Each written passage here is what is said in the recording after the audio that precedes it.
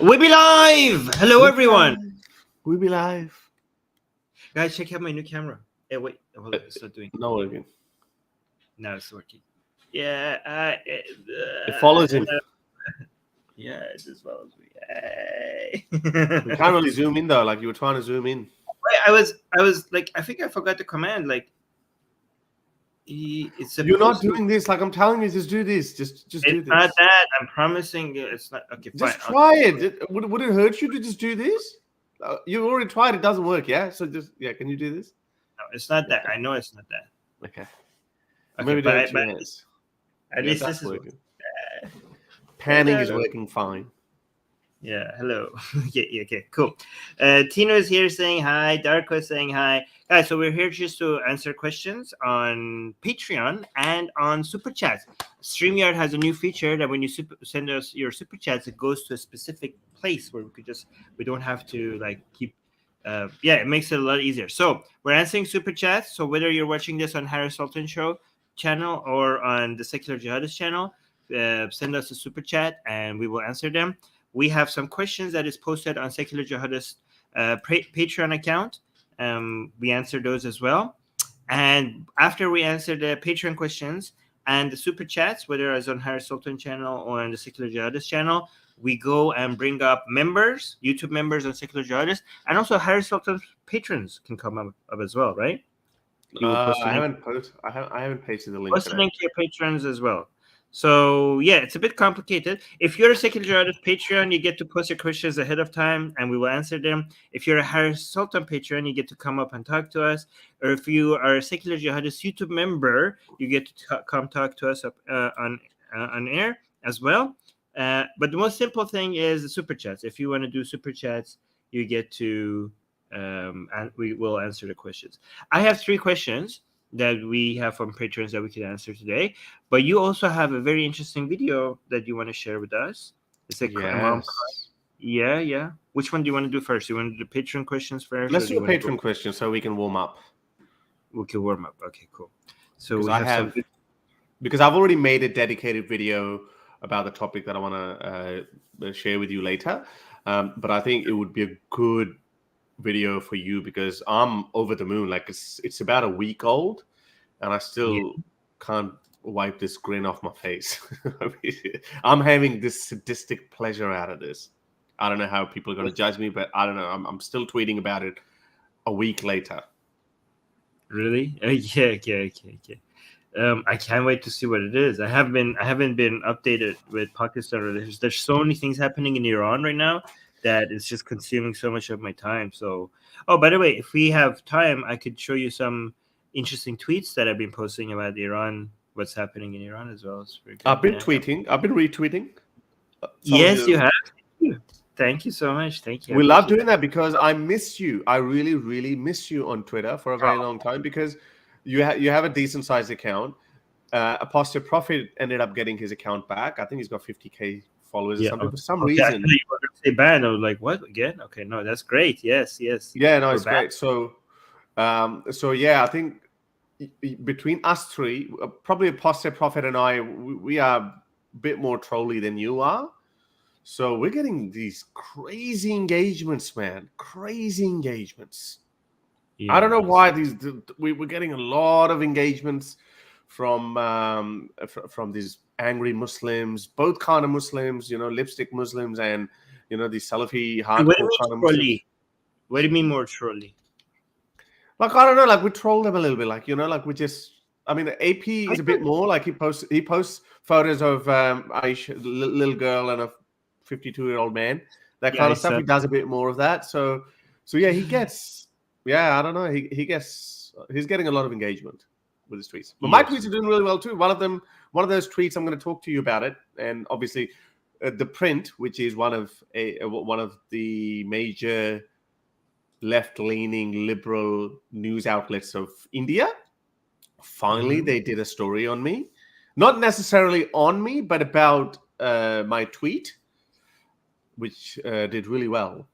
So there's a lot to unpack. And obviously it doesn't help the fact that I wasn't here last week. Apologies for that. I left you guys high and dry. Yeah, he did. It's okay. We forgive you. Do we, guys? Yeah. I sensed when I told Armin, I said, "Oh, there was a miscommunication." I thought we were having a break this week. Armin replied in a way that I thought, "Ooh, he's angry.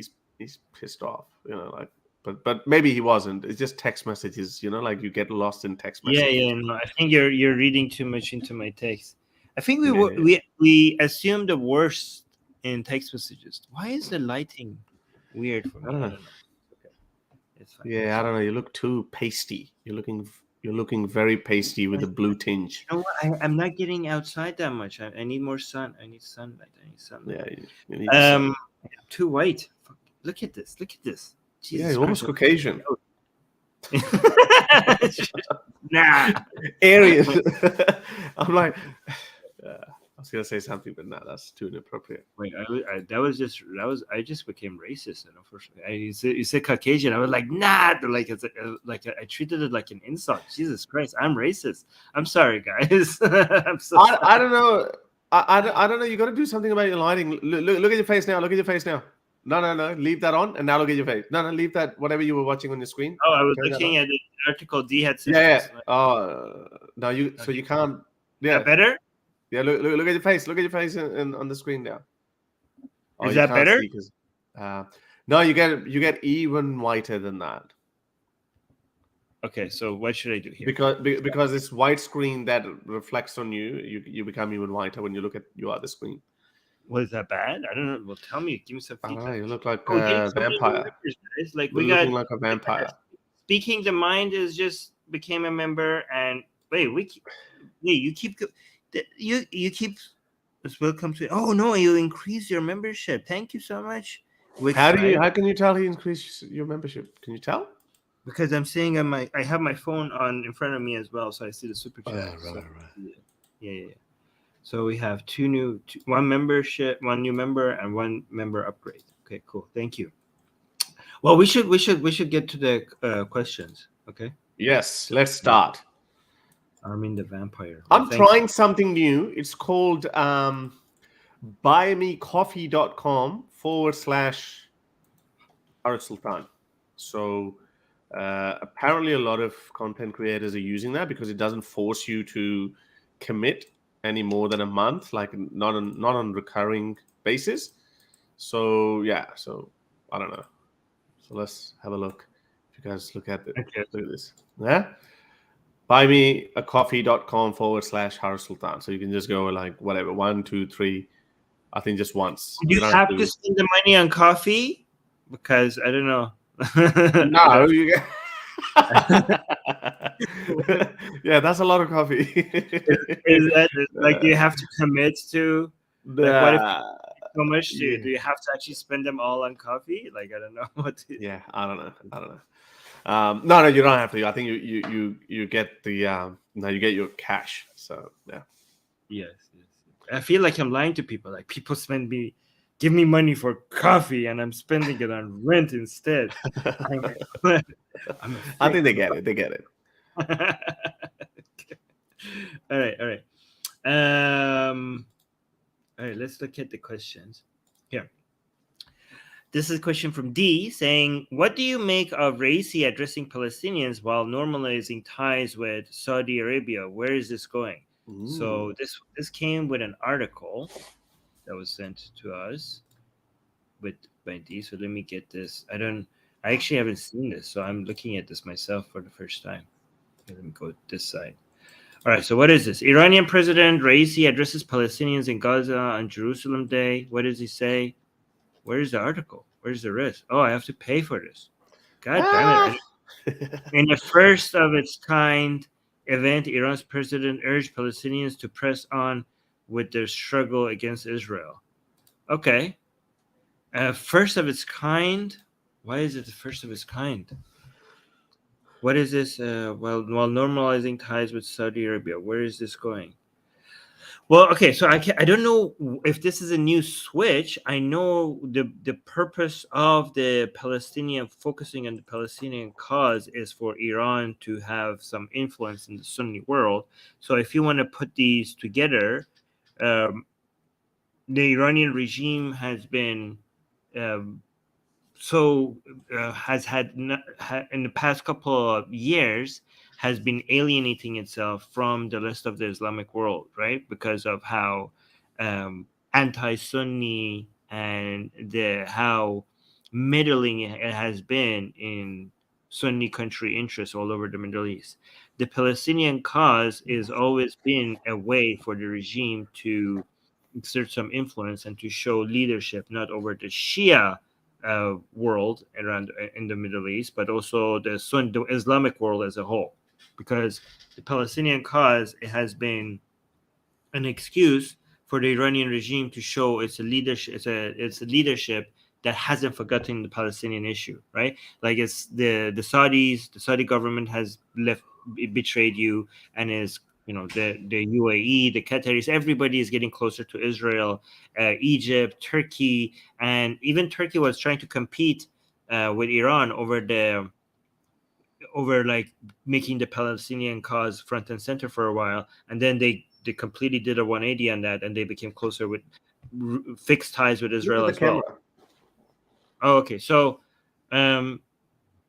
Iran likes to constantly remind the Islamic world that it's the only country that is standing up for the Palestinians, as a way to make Sunnis kind of forget about the fact that they're Shia, and ideologically they cannot unite, but maybe politically they can unite.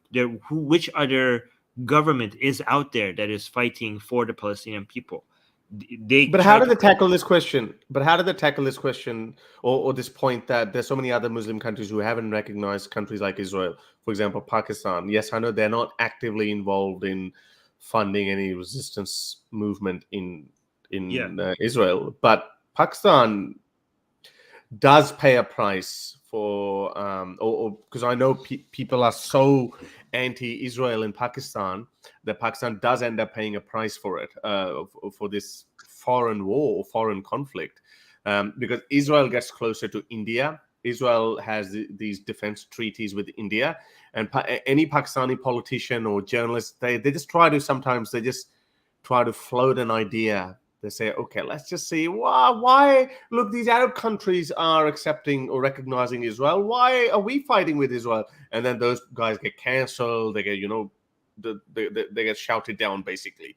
So how does Iran see that? Because I would say that Pakistan has paid some sort of a price by not recognizing Israel. Yeah, I mean, yes, but not as far as you mentioned yourself. They haven't gone as far as Iran, the Islamic Republic of Iran has. Like, Iran actively funds Hezbollah and Hamas, and now some other new groups as well, which are even more radical, if you can imagine, and more radical than Hamas. Can you imagine that? So the level of participation of Iran, like Iran's government spends money in building houses in Syria for like radical jihadists. They build cities there. They spend so much money from that's supposed to be spent on Iran gets spent there, and the fact that they're still doing this is insane, because internally they pay a heavy price for it. Like, the Palestinian cause has become such a burden on the Iranian government because of the Iranian people. How, for people who are not familiar with this discussion, how, for example, in the United States, a lot of people are saying, why is our government spending so much money other places where we have problems at Like on home? Ukraine. Imagine that conversation on steroids, like 1,000 times more. Like, and a lot more sensitivity towards it. Like, imagine, like, in the United States, people are not, people have food, their fridges are not empty. They're just like, maybe don't have the lifestyle that they want, right? But in Iran, fridges are getting empty. People are living really horrible lives, and their government is spending so much cash on a war that people in Iran think has nothing to do with them. So every time the politicians now talk about Palestine, like, it's gotten to the point that a lot of people in Iran are starting to hate Palestine. A lot of people are now in Iran sometimes support Israel, sometimes not because of any understanding of the situation, but just because they just want to They just want to be anti-Islamic Republic, you know? They want to be. Like, They just want to do the opposite of Islamic yeah, Republic of Iran. Yeah. yeah, because they're so frustrated. Like, what is it? What has this got to do with us? What has this got to do with us? We have so many problems at home. Do you Palestinians know are how not much? even Shias. No, they're not.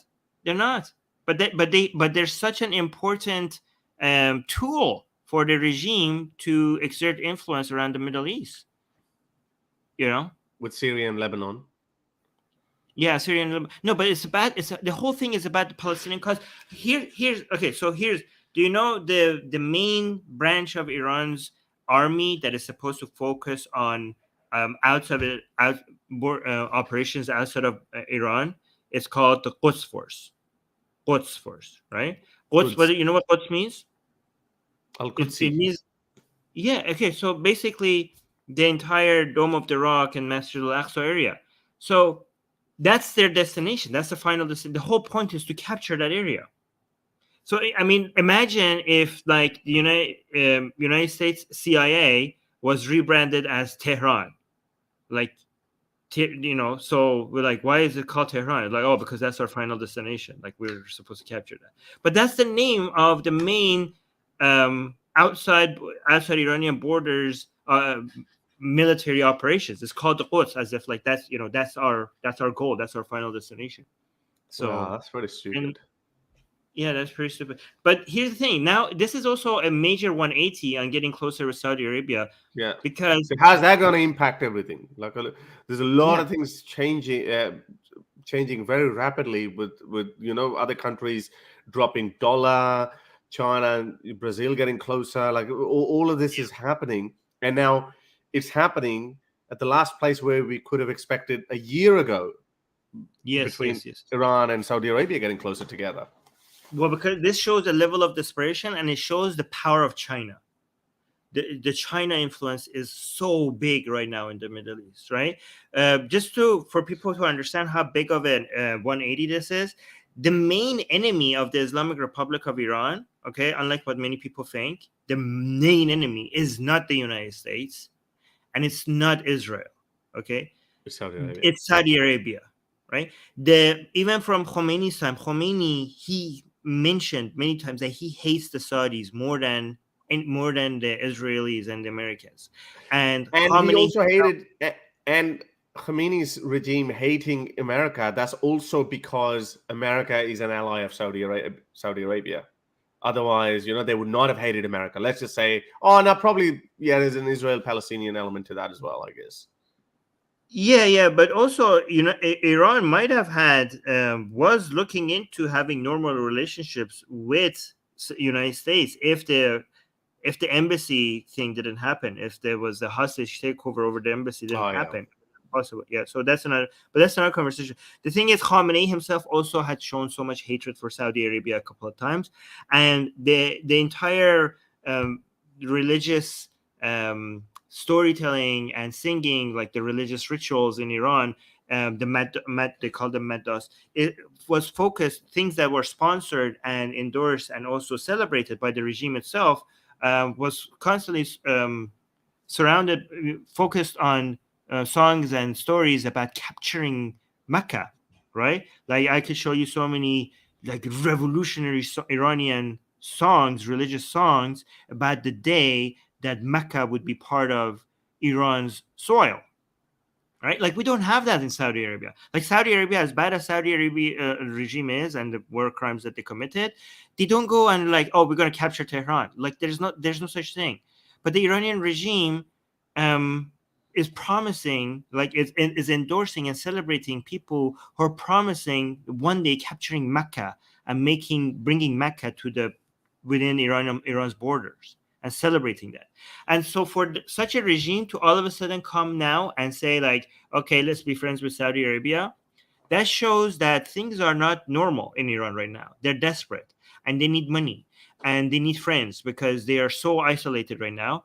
And when China says that, listen, you two, I need energy, US is like taking a setback in Middle East, and I need to come here, and I need to be the daddy here, and you two need to behave, because China is doing that with Taliban as well. Like, this is my back. I want this to be my backyard now, and you little radicals can't mess this up for me.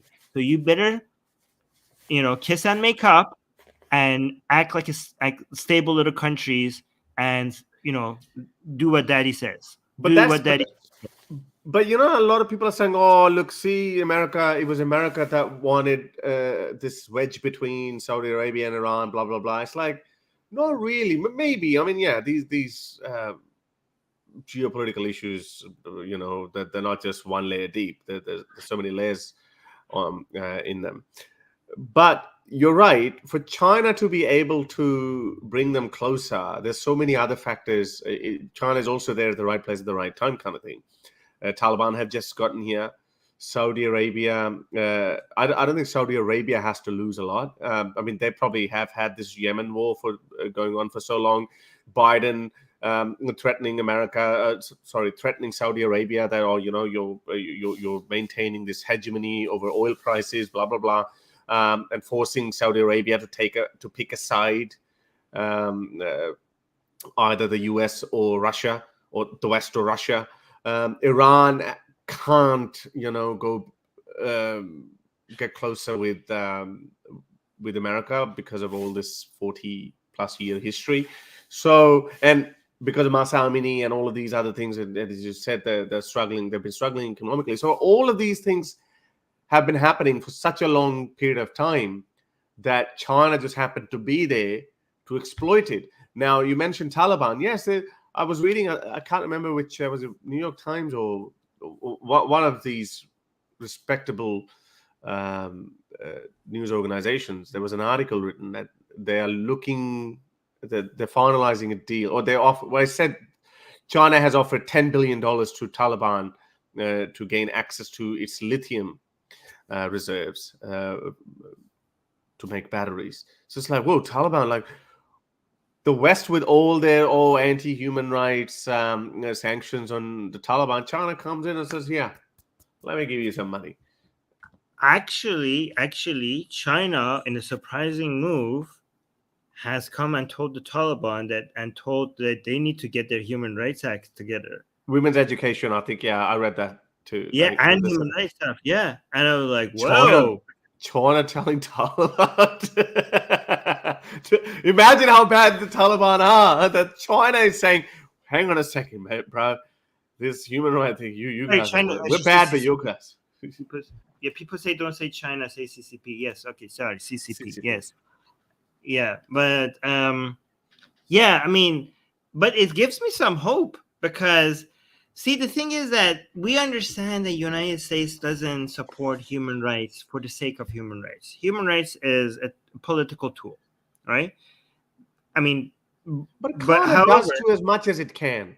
I mean, as much as it can. I got in this. I actually want to. I know we're going to detract a little bit, but let me finish my point first, okay? I, as a human rights activist, I'm not naive enough to think that this is about human rights, okay? It's a tool, it's a weapon, it's America's soft power, right? But it works.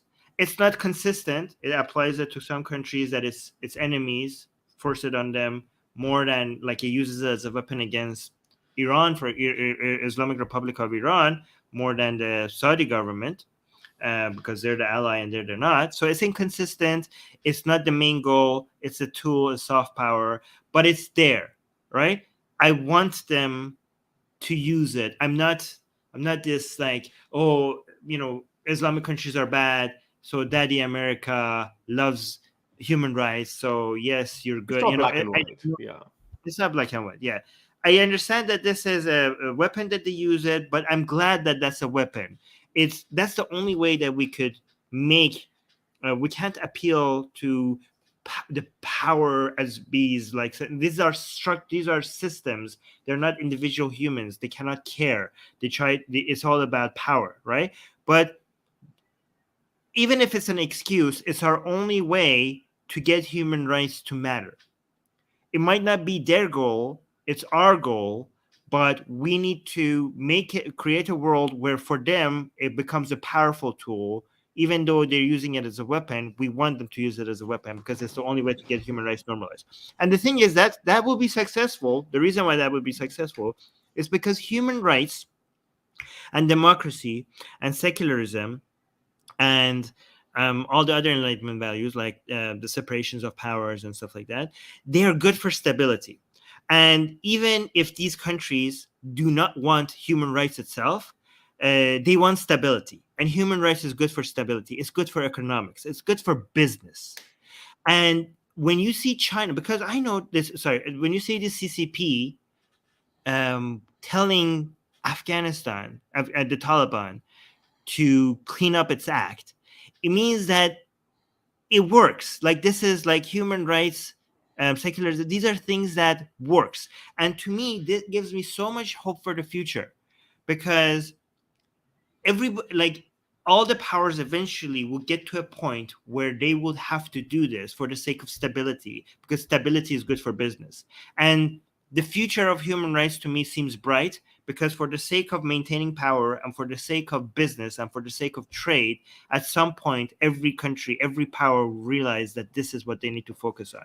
Even the CCP will eventually realize that. So for us, because to us, it seems really dark. Oh, United States is going to be not there anymore, and China and the CCP will come in and provide money like this, and nobody will have to, in Africa or in Pakistan or in Afghanistan, nobody. But you're basically saying that China would also bring in some standard of human rights. Be like, if it because it's good for stability, good for business, so it's good. Okay. It's good for, yeah, even China will eventually push for those same standards. Yeah, look, that's fair enough. I mean, if I hadn't read this news story of China or the CCP telling the Taliban to clean up their act, regarding the abhorrent human rights record, then I would not have believed that, because a lot of countries hate America and the West because they say that the United States meddles in other countries' internal affairs.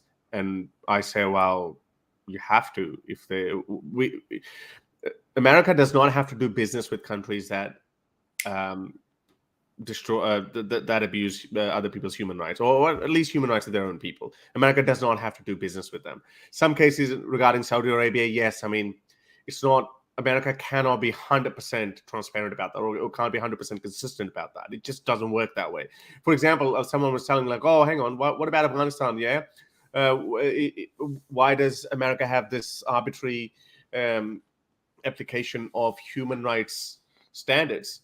For example, Saudi Arabia, it does business with Saudi Arabia, but it doesn't do business with Iran. It doesn't want to do business with the Taliban. I'm like, well, with the Taliban are not offering the West anything.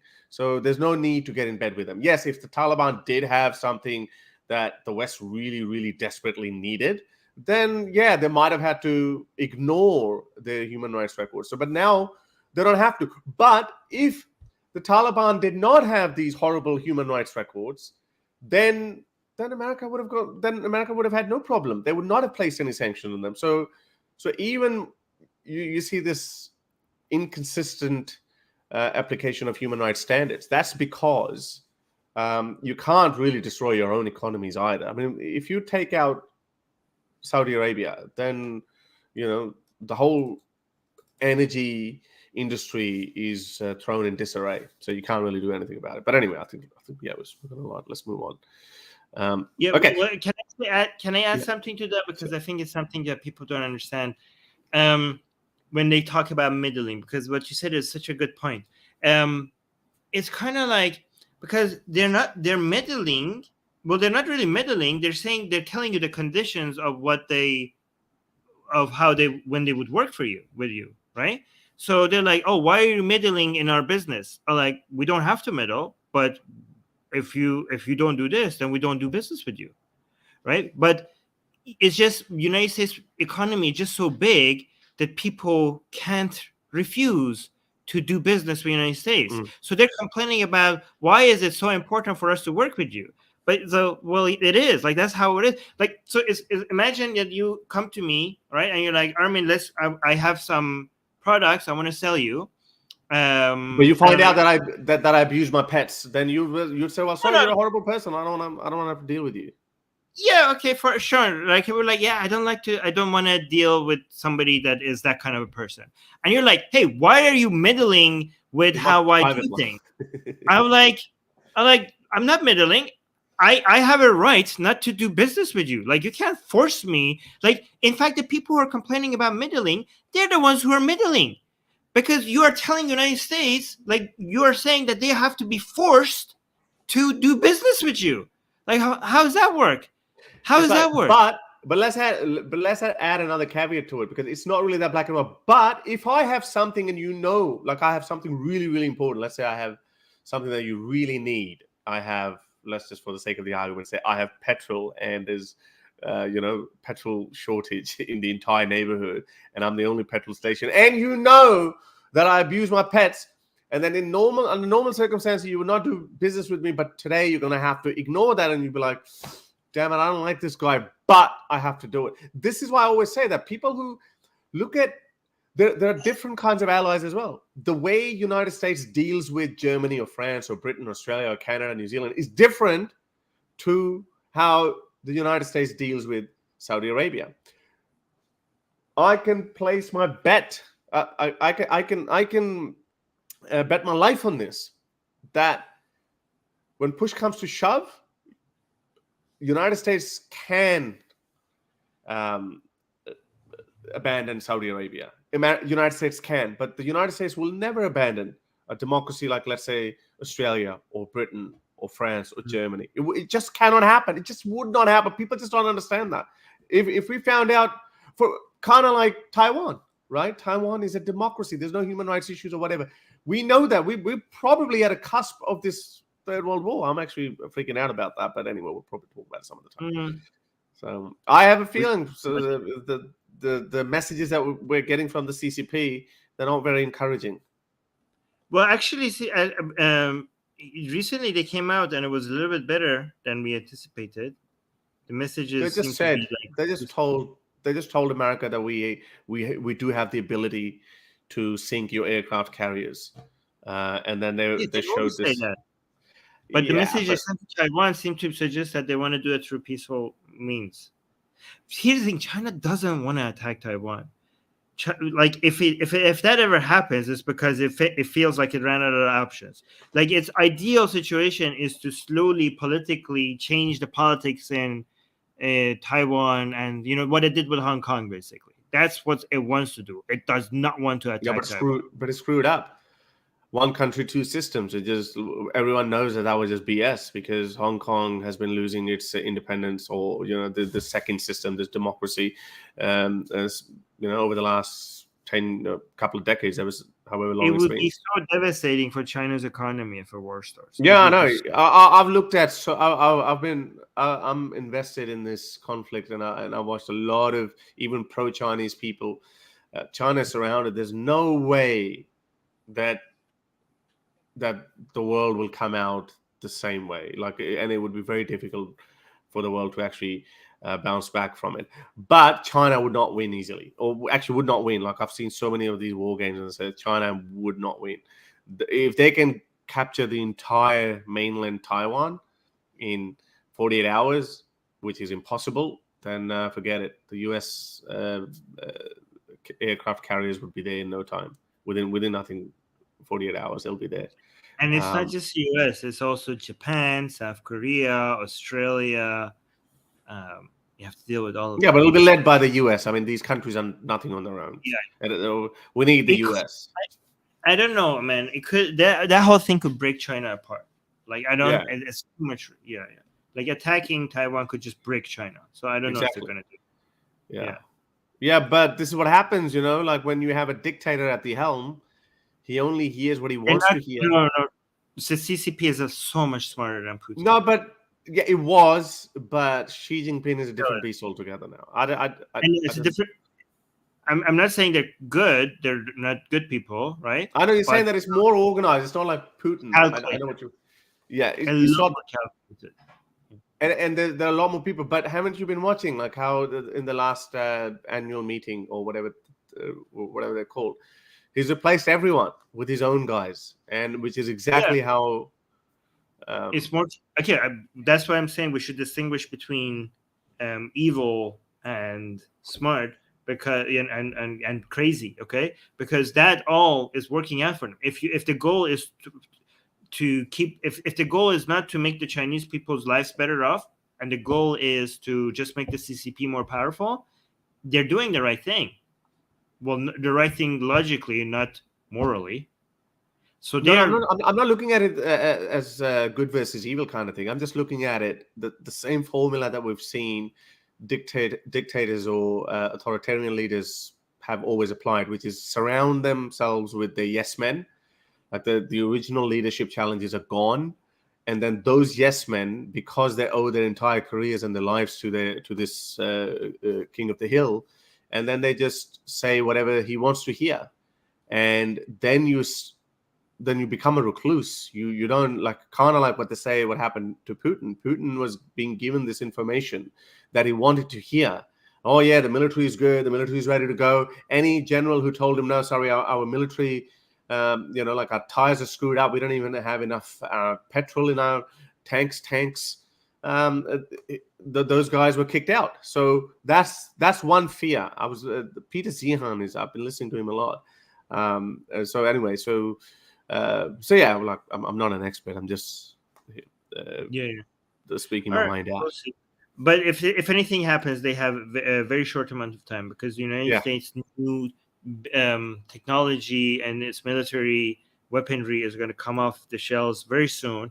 And when that happens, the United States is going to have the upper hand, not just globally, but also in the Pacific, by such a huge margin that the CCP will not have a chance.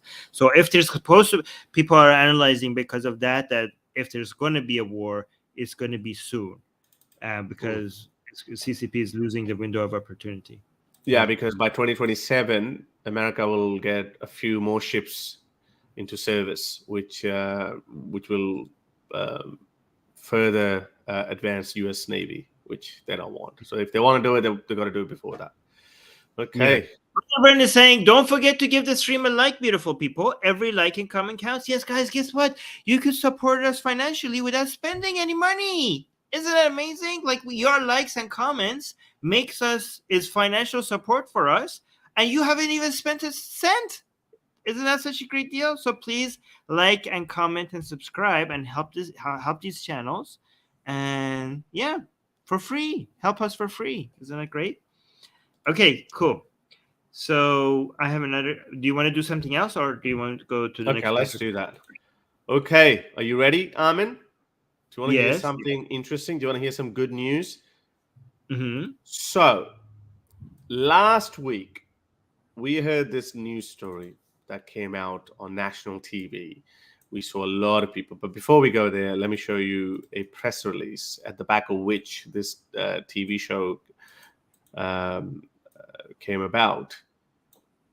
There was a Lahore High Court Bar Association. They issued a press release, and in which they said that Pakistan's Federal Intelligence Agency, which is Pakistan's equivalent of FBI, they have identified 400,000 accounts of people who are actively blaspheming while they're living within the borders of Pakistan. Out of 400,000 people, the cybercrime wing of Federal Investigative Agency, from here on in, I would refer to it as FIA.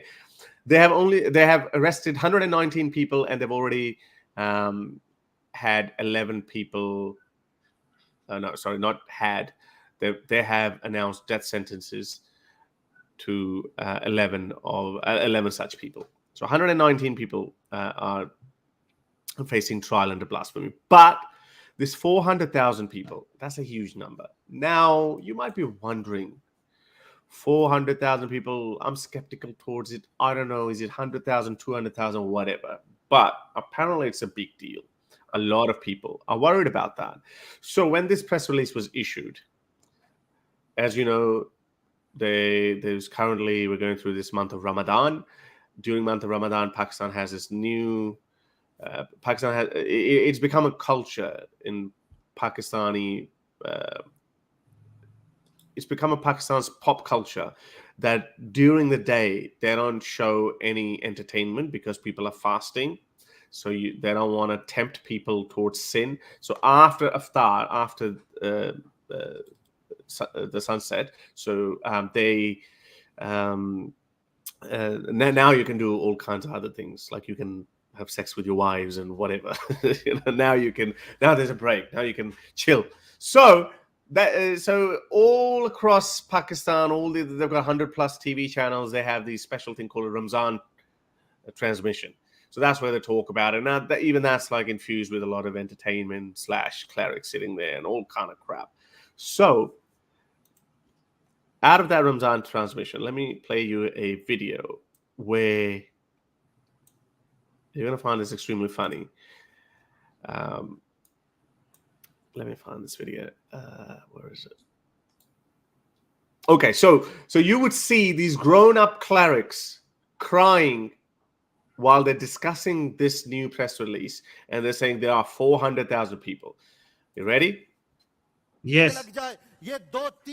So this is the maximum volume we can get. So, but you don't need the volume. You just need to read the subtitles. Okay, let's read it. Let's read it because people are going to be. Go back. Let's read. Go. For the podcast. Yes. Okay. You want to read it? People were burned down. Oh, you go ahead. Okay. People will burn this country down. There are not just 2 or 3 people. The number in Pakistan is not just 2 or 3,000. Today, I have been shown a report of the cybercrime wing of the FIA, Federal Intelligence Agency of Pakistan. According to that report, these people number 400,000 people in Pakistan, and out of which only 11 of them have been awarded death sentences. But what else can we do? What door of justice should we knock on? I want to ask a question. In this country, you have atheist professors lecturing your students. This is not confined to a few houses. The fire of apostasy has reached everyone. The scholar of Islam was caught blaspheming. It's harder than I thought, man. This guy, I can't keep up with this guy.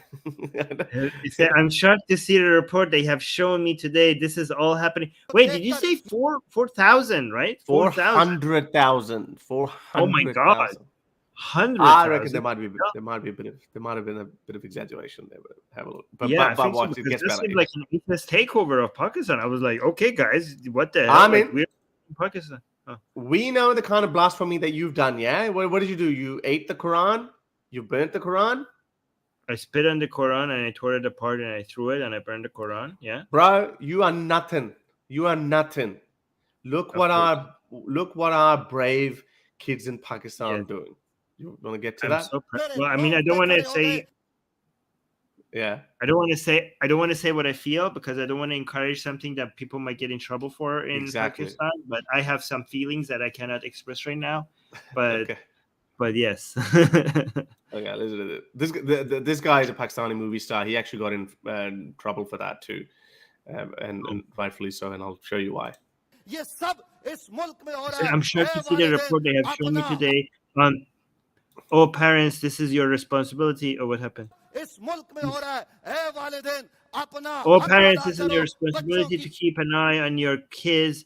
And as Mufti Abu Muhammad suggests, parents need to install these applications on their kids' devices. Jesus Christ, man. What the hell? Okay. I don't think you reading it is going to help. It's just killing it. Well, you read it then. No, I can't keep up either. I'm just saying you gotta have to find another way for your listeners. Okay. I can't because you're gonna ruin the experience for everyone who's gonna watch it. Seriously. Okay, well, just play it. Let's play it, and it will summarize what just happened. Yeah. Okay. Exactly. Okay. और बच्चों की निगरानी हमने इस तरह से करनी है। उस दिन मुफ्ती अबू मोहम्मद साहब ने एक एप्लीकेशन की तरफ इशारा किया था कि घर के डिवाइसेस से उसको मुंसलिक करो, माँ बाप निगरानी करें।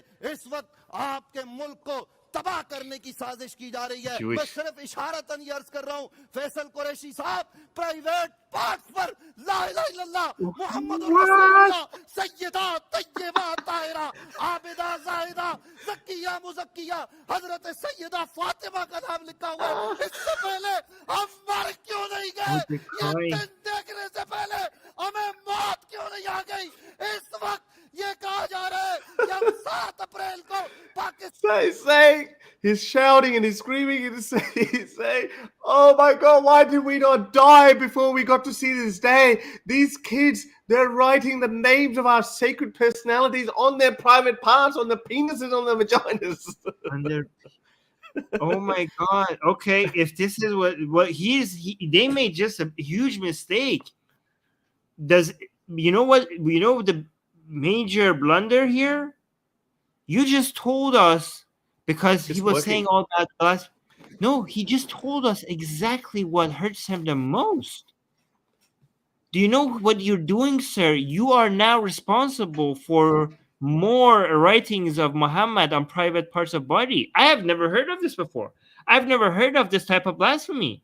And now you have signaled to us that this is bothering you more than anything. You, sir, do you know that you will have this sin upon you from now on, because you are encouraging more of this to happen? You are now encouraging blasphemy. So you are going to see Muhammad's name be written on dicks and boobs and vagines and butts and everything, and you are going to be responsible for it. How do you like that?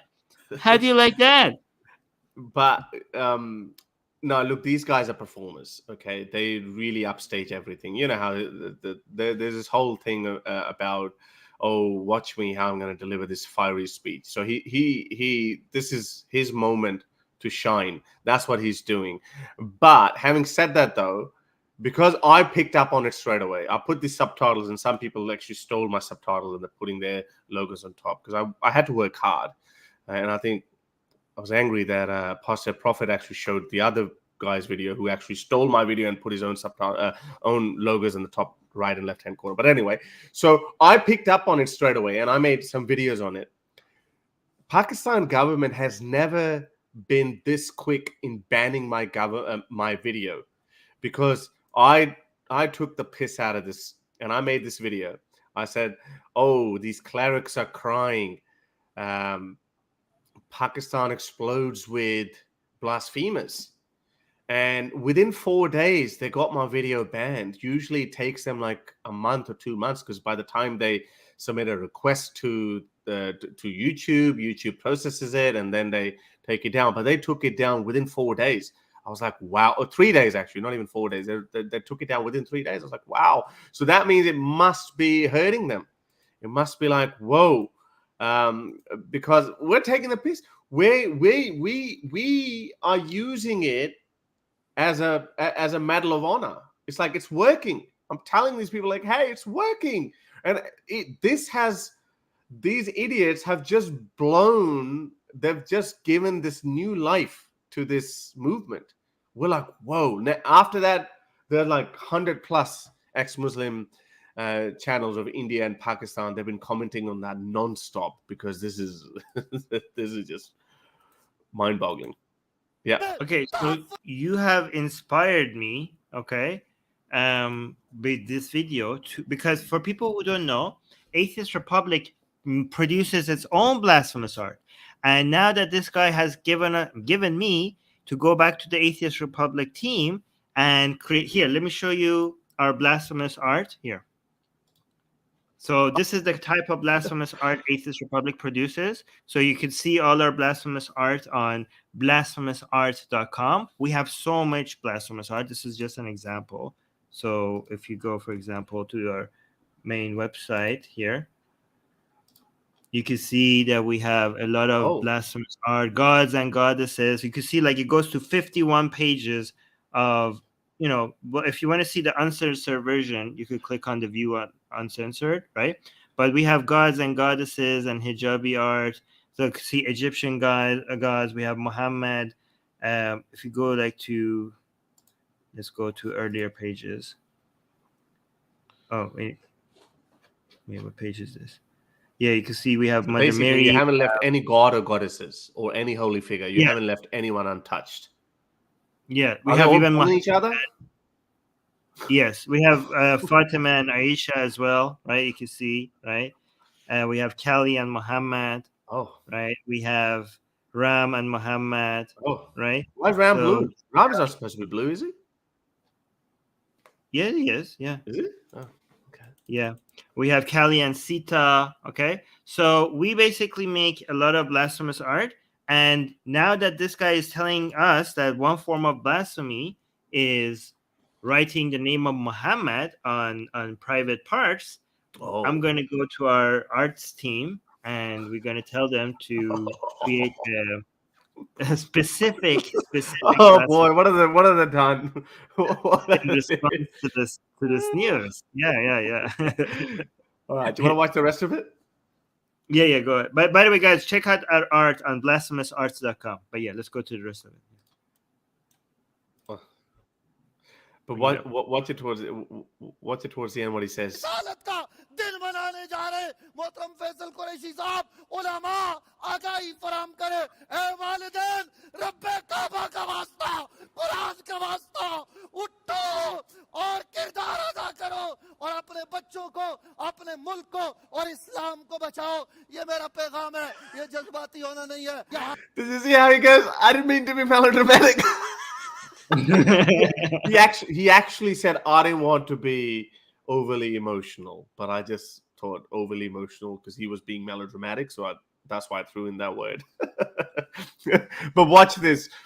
बोल channel से ये पैगाम जाना चाहिए कि हम में से कोई भी ये चीज बर्दाश्त नहीं कर सकता और हर एक इस बाब में अपना किरदार अदा करे मैं चाहूंगा कि सब खड़े होकर ये जो है वो इस वक्त पैगाम दे ताकि कौम तक एक पैगाम पहुंचे नबी अलैहिस्सलाम की इज्जत और नामूस जिस मुल्क में महफूज नहीं कुछ भी महफूज नहीं है किबला बात को उस तरह से डिस्कस नहीं किया जा रहा है. Now this guy he got some heat because look what he says. इस तरह से इस बात पे काम करना चाहिए. इनकी तो शक्लें लाके सामने दिखानी चाहिए. इन खंजीरों की इन सब की एक एक की शक्ल लाके दिखाएं और इनको बताएं कि ये क्या कर रहे हैं.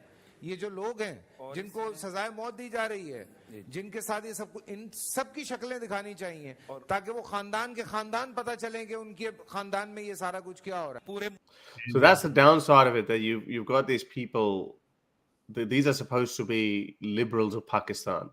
And he was pretty untainted up until this point. And again, you always expect these kind of showbiz personalities. You think that, okay, well, we make a mistake. We think that we think that everyone is logically consistent, but they're not. We think that, okay, if you're making a name for yourself or your livelihood is coming from activities that are in line with liberal principles, or your career is possible thanks to liberal values, you would be a liberal at heart as well. That's the mistake that we make. We think that, but that's not the case in countries like Pakistan. And what he does, he says, well, like not only we should name these blasphemers, but we should also consequently name and shame the families of these blasphemers. Now, we know what happens to the families of these blasphemers as well. They even in India, it's happened amongst Muslims. The families of these blasphemers also become fair game. They also become a target. So he was criticized a bit, but instead of then he just doubled down because he had all these clerics on his side. But the problem, I think, why these guys do it, they do it because they know that they have no respect. Everyone, like in this day and age on social media, people say, "Oh, you're a sinful man. Look at this. You're on TV. You're doing all these kind of sinful things and earning your livelihood through these haram means." So it's kind of like, okay, how do I earn my respect, or how do I whitewash all my sins? This is how you're going to whitewash your sins. You're going to pretend to be this really pious lover of the Prophet. If you commit sins in your private life, just come to just appear on national TV and then say, "Oh, I love my Prophet. Here's the evidence of that." That's how they whitewash their sins. But anyway, right. I think it's like to your point. This is a competition. This is like I'm so used to this because I don't know. Shias are experts at crying more than Sunni. This is new to me because I don't really associate. You haven't seen all the tears yet. Yeah, okay, but this is completely new to me, because crying over religious stuff is, to me, a Shia thing, okay? And I don't know if it's going to happen here or not, but you are not a lover of Hussein or Ali or like the holy people unless you cry harder. And when somebody cries, all of a sudden it becomes this whole chain reaction of who can cry harder, because if you fall short, then you're not really a lover of these people. So they just, like, one of them like goes over the top and everybody else just is forced to follow, or else you just, like, have a heart of stone. But yeah, let's go. और साजिश के जरिए से ऐसी websites तख्लीक की गई हैं कि जिन पर इस अंदाज से तौहीने सहाबा अहले बैत और किया जा रहा है कि प्राइवेट पार्ट्स पर और के जो औराक हैं उनके साथ वो निजासत को साफ करना, फिर अहले बैत सहाबा वाजे मुतारात के मुकद्दस नाम उनको माज़अल्लाह सरेआम उनके ऊपर गंदगी डालना, और इस तरह की वीडियोस ये हैं। और इसके पीछे मुनज़्ज़म नौजवान लड़कियां लड़कों को इस्तेमाल किया जा रहा है। लड़कियों को इस हवाले से वो अट्रैक्ट करती हैं नौजवान लड़कों। They are blaspheming honey trap women apparently. They're saying they're wiping their bums with the Quran. They're defecating on that too. Yeah. Ew, but apparently we haven't been able to confirm that ourselves, because they're saying that on the dark web they're doing that. So I like the one that, I like the sexy one. There was like some really cute girl with a really nice butt, and they had their Quran up their butt, and that was clean. I like the clean ones, guys. Keep it clean. Yeah. Keep it tasteful. Keep classy. Classy. No, but that shows. Yeah, we'll talk about it. What do I think? Why that is happening? We'll talk about it too, because I've always been saying that there's an army of angry ex-Muslims coming. When you shove religion down the throats of people, of course they're going to be angry. They're going to lash out, and this is what's happening. We've already seen that happen in Iran. It's going to happen. To be honest, I'm surprised. I did not think that there would be that many. I still reckon there's a bit of an exaggeration with the number of people who are blaspheming. I don't think it's 400,000, but we're just going to go by what they're saying. This is not someone random saying. There's not some activist throwing out these numbers. It's Pakistan's FBI saying that. Yeah, but guys, again, keep the poop stuff away, please. They're as offended by sex.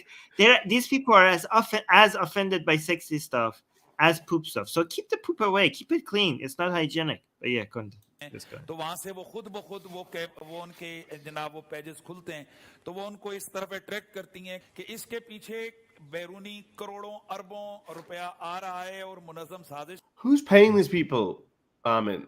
Like, I mean, how come you and I, we never get it? We have to freaking, get buy me a coffee. We get $5 Patreon patronage. That's all we get, like $5 membership. Where are these millions and billions of freaking rupees? How come we don't get it? Yeah. It's just a defense mechanism. There's no millions. There's no conspiracy. If there was, someone would have reached out to us. There is no money involved. It's just people doing that out of their own free will because they're sick and tired of Islam being shoved down their throats. 4 लोग थे जिन्होंने 2019 के अंदर ये group बनाया था, और उसके बाद इस वक्त इन अकाउंट्स की तादाद 4 लाख हो चुकी है। वो जो 4 बनाने वाले थे वो इस वक्त सजाए मौत के उनके ऊपर दफा लग चुका है। और इसमें By the way, just they've been sentenced to death, meaning they have been awarded the death sentence. In the history of Pakistan, no one's ever been actually executed in the name of blasphemy. जर्नलों के बेटे भी हैं, इसमें जजों के बेटे भी हैं, इसमें पाकिस्तान की तीसरी रिच पर्सनैलिटी का बेटा भी है। Look at this. Oh, I got excited. Sorry. What's this? The guy was crying. Somebody had to go and comfort him. Just watch. Oh, yeah. Look at it. It's not only him. Just watch their faces. इसमें जजों के बेटे भी हैं, इसमें पाकिस्तान की तीसरी rich personality का बेटा भी है। मैंने आज तक आपको इस तरह कमजोर नहीं देखा। He's a Shia. He's the only Shia guy. That's why. किसी जगह पे तौहीन नहीं सुनी। What? हम वो बदनसीब हैं जो ये सारा कुछ देख रहे हैं। जिंदगी खराब कर दी गई है। और इस मुल्क का अमन, इस मुल्क की तबाही करने के लिए इस हद Oh my तक मेरा God. दुश्मन गिर जाएगा. Oh no. These guys are just. A lot of that is acting as well. A lot of that is acting. I'm willing to believe that that the Shia guys' tears were real, because you are right. They do tend to cry a lot.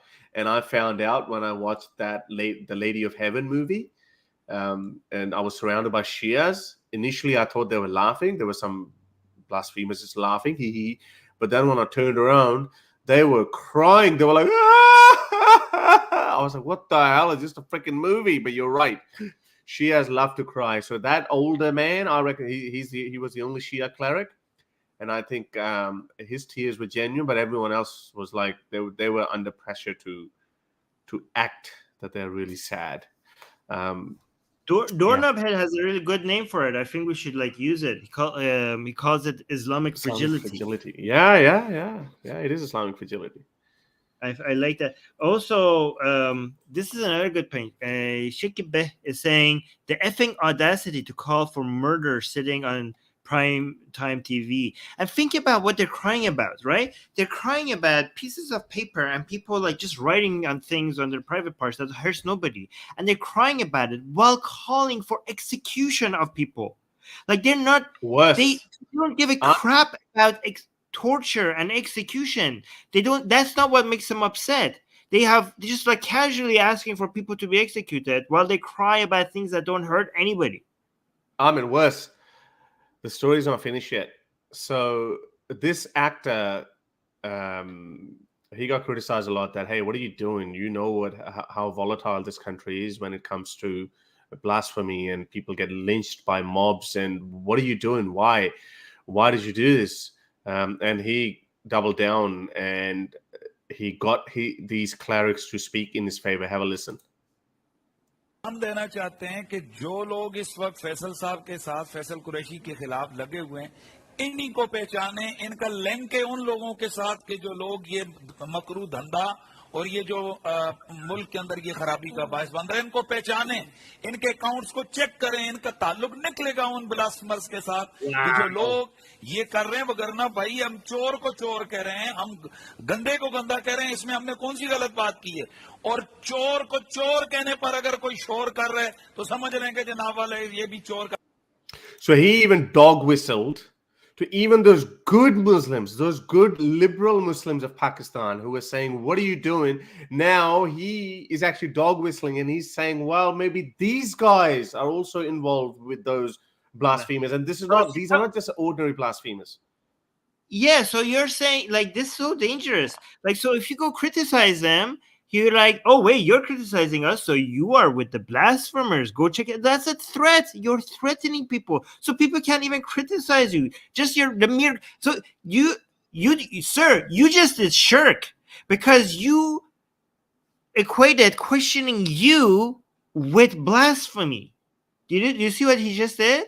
Because he's saying the people who are questioning us must be blasphemers. This is you putting yourself in the position as high as God. So get him. You are doing shirk.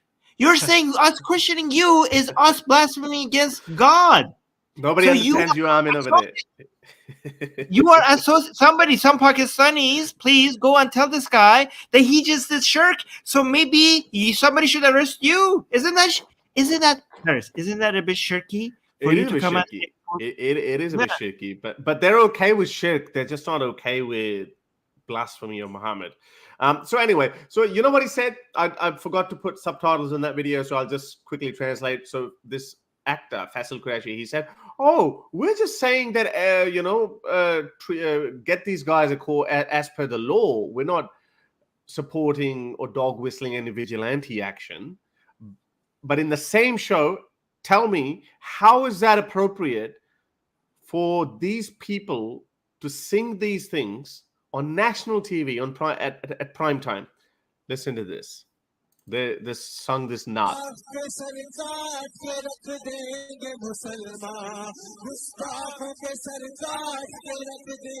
Oh, what? This is national TV. Same show. Oh, YouTube, we hate this. We don't like this. This is bad. YouTube, we're just reporting this. This is bad messages that we're condemning. Oh my God! Holy crap! Yeah, so Oh my that's God. what they did on national TV, and they have no This problem is with on that. national TV on Pakistan telling that Yes. they're going to burn people alive? Yeah. So Holy that's crap, man! exactly. And he had the audacity to say, "Oh, we're only talking about." That's true, though. Like when they were speaking, they never said that, "Oh, these people should be lynched by mobs or anything." But they eulogized this.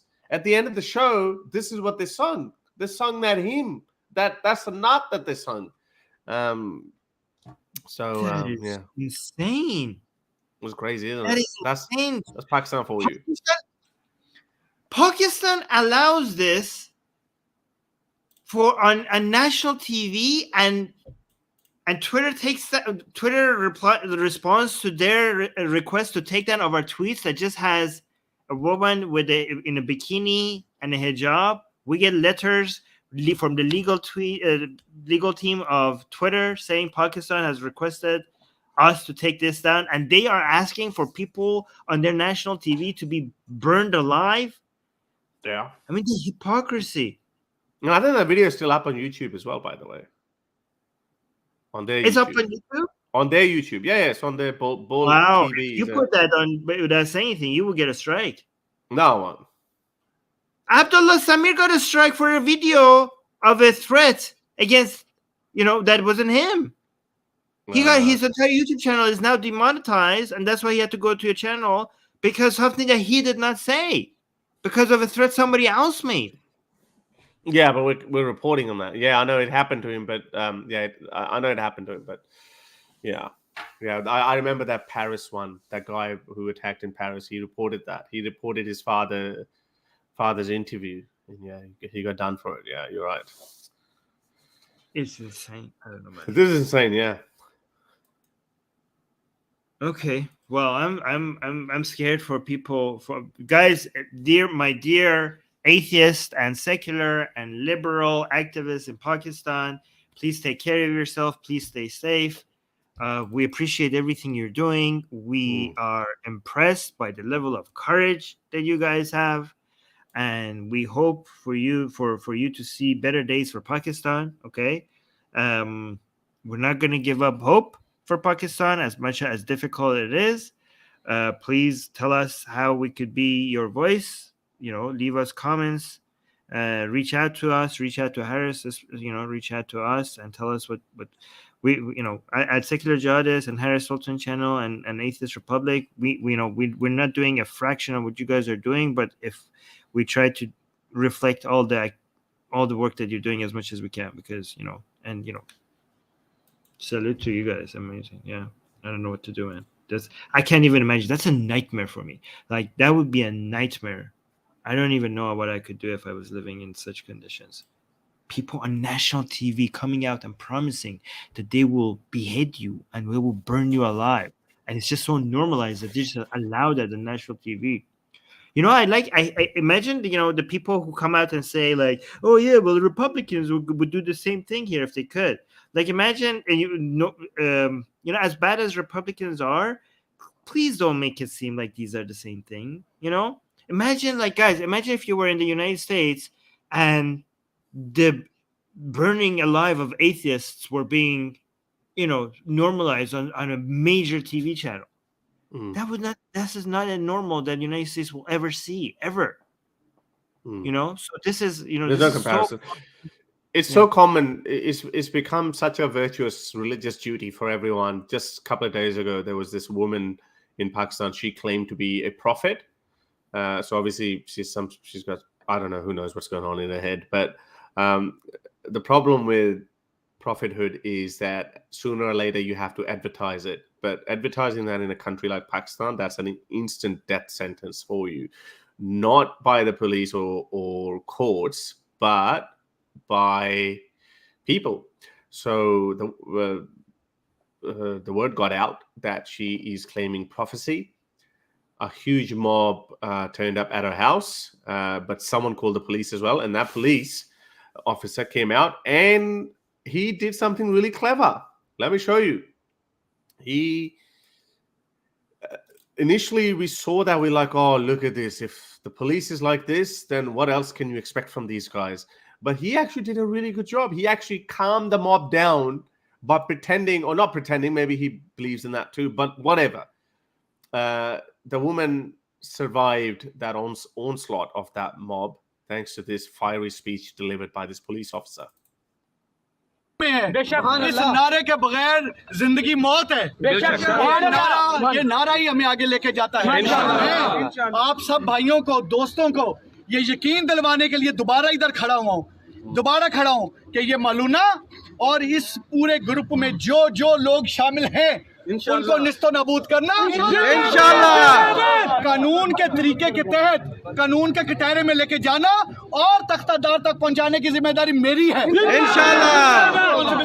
और अपनी जिम्मेदारियों को अली नासर Rizvi, बसीयत CPO Faisalabad और इस फैसलाबाद की पूरी police बड़ी अच्छी तरह से समझती है और निभाएगी और निभाती आपको नजर आएगी इंशाल्लाह। मेरे भाई, मेरी बहनें, मेरी बेटियां, मेरे बुजुर्ग जिन्होंने आज मेरे साथ मिलके कानून पे एक ट्रस्ट किया है, यकीन किया है, मेरी बात पे यकीन किया है, उनकी यकीन का रखवाला मैं हूँ। मैंने क़यामत के दिन पुलसरात पे आप सबको जवाब देना है इंशाल्लाह। अल्लाह के फजलो करम से आपको मायूस करने का मतलब होगा अपने आप को मायूस करना, और मैंने जिस माँ का दूध पिया मैं मायूस करने वालों में से नहीं हूँ। ये पुलिस आपको अपना फर्ज अदा करती नजर आएगी प्रोफेशनल अंदाज में। एक एक नुक्ता इस तफ्तीश का अल्लाह के फजलो करम से अल्लाह को हाजिर नाज़िर जान के लिखेंगे, और आपको यकीन दिलाता हूँ कि इंशाल्लाह ताला इस मालूना को कैफे किरदार तक हमें ना सिर्फ नारा लगवाएं।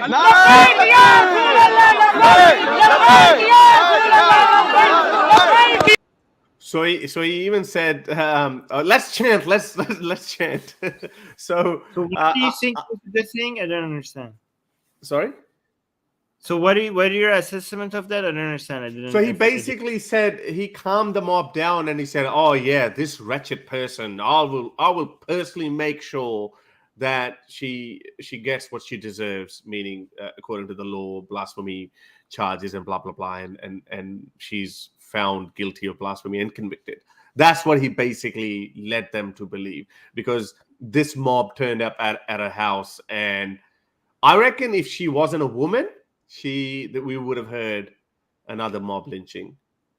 But because she was a woman, you're saying the police, even though what he's saying is disgusting to us, what he said was necessary to get them off of her back. Yeah, yeah. Look, I don't know what's in his heart, but I know one thing, that had he not delivered that speech, yes, it's very likely we would have seen another Mashal Khan, we would have seen another Priyantha Kumara. There was another lynching only a couple of months ago. I think we covered that as well. So when these guys broke into the police station, remember that? A couple of months ago, when these guys broke into the police station and then they dragged him out, and then So I was still worried even when she was arrested. There was a video of her getting arrested as well and being thrown in the back of the police car. These people were surrounding her, like she was surrounded by these people, and they were all throwing curses at her and they were just cussing her out. And but he did well. So I don't know if he genuinely meant that or not. Whatever, it doesn't matter. But what matters is, like, okay, she got out of there alive. But having said that, she's not coming out. She's going to be in solitary confinement for a very long time, 10, 15 years. Who knows? She's gone. Oh my God. What a country. Jesus Christ, man. Oh my God. Guys, give us some hope from Pakistan.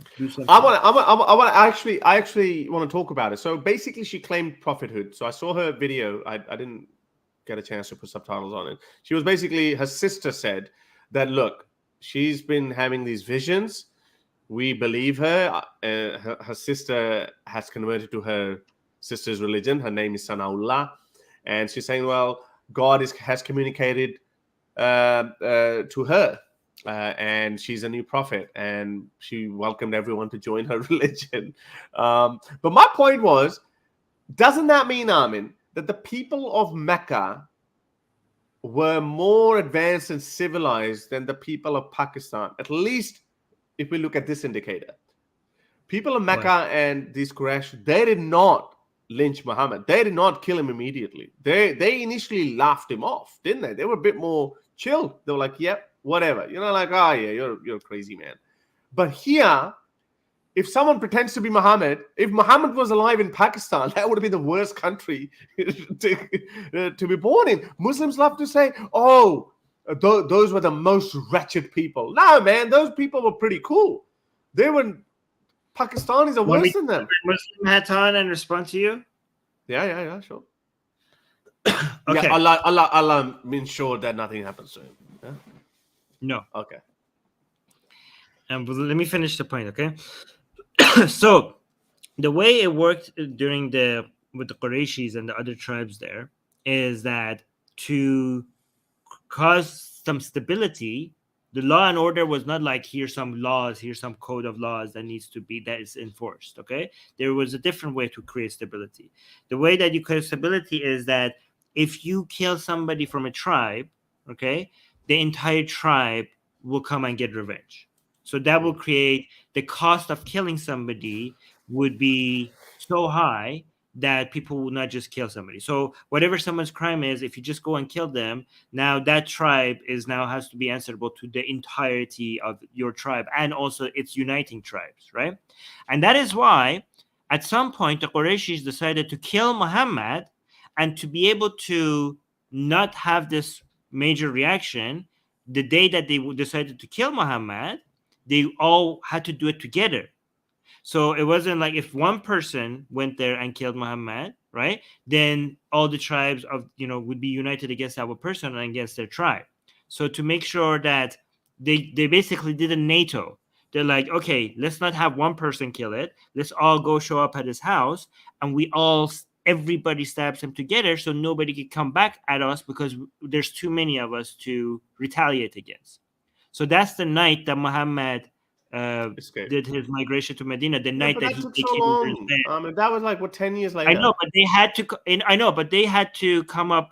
This was the thing that they had to solve. They wanted to kill him, but this was in their way, so that they had to come up with a scheme to make this not cost them. But it wasn't about them being civilized. So it was more about the cost associated with. I'm sure if there were more, also, he was under the protection of the head of the tribe, which was Abu Talib, right? I'm sure if they were motivated enough. So what that also shows that they could not rile people up, or they could not, because they were more civilized, they could not motivate everyone up to go and kill Muhammad. In Pakistan, all you have to do is, hey, that guy blasphemed. Yeah, 200 people will turn up at your house. These people are so blinded by their religion that it doesn't take a lot to convince them that this is YouTube. Yeah, you're right. Yeah, YouTube. YouTube. When you were telling the story, I actually thought that too. I was like, oh, is it kind of, are you telling me Julius Caesar story? Yeah. That's a good example. Something. Anyway, okay, let's move on. Let's wrap this up. Okay. So we have another question. Who's this one from? This is from Rob. So Rob is asking, what is Sarah Haider doing now that she's no longer part of EXMNA? I actually didn't know that she's no longer. She just left her. Yeah, she tweeted, I think, a couple of weeks ago that after a very long and wonderful time with EXMNA, I'm stepping down as a director or something like that. Really? Yeah. I haven't felt like her heart was into it. To EXMNA. Yeah, I think EXMNA kind of fizzled out. I just don't see much from them anymore. What do you reckon? I think they got busy with other stuff. Yeah, I think Sarah Haider is more interested in doing intellectual things beyond Islam-related stuff. That's what the vibe I get. I don't know if that's true. Fair enough. So let me see what she said. And I think that's why I never felt like she had the same passion for it. I think maybe I'm wrong. I don't know. Here. So yeah, she didn't say much. She just said it's been an honor and hell of a ride. That's yeah, okay. So announcement: after nearly 10 years of service, EXMNA co-founder Sarah Haider has chosen to step down as the organization's executive director. Okay, well, what is she doing? Let's see. Let's go promote what she's doing. So she's going to be active somewhere else, right? So she's writing. Yeah. So she's now here's the answer. Here's the answer to the question. What is she doing?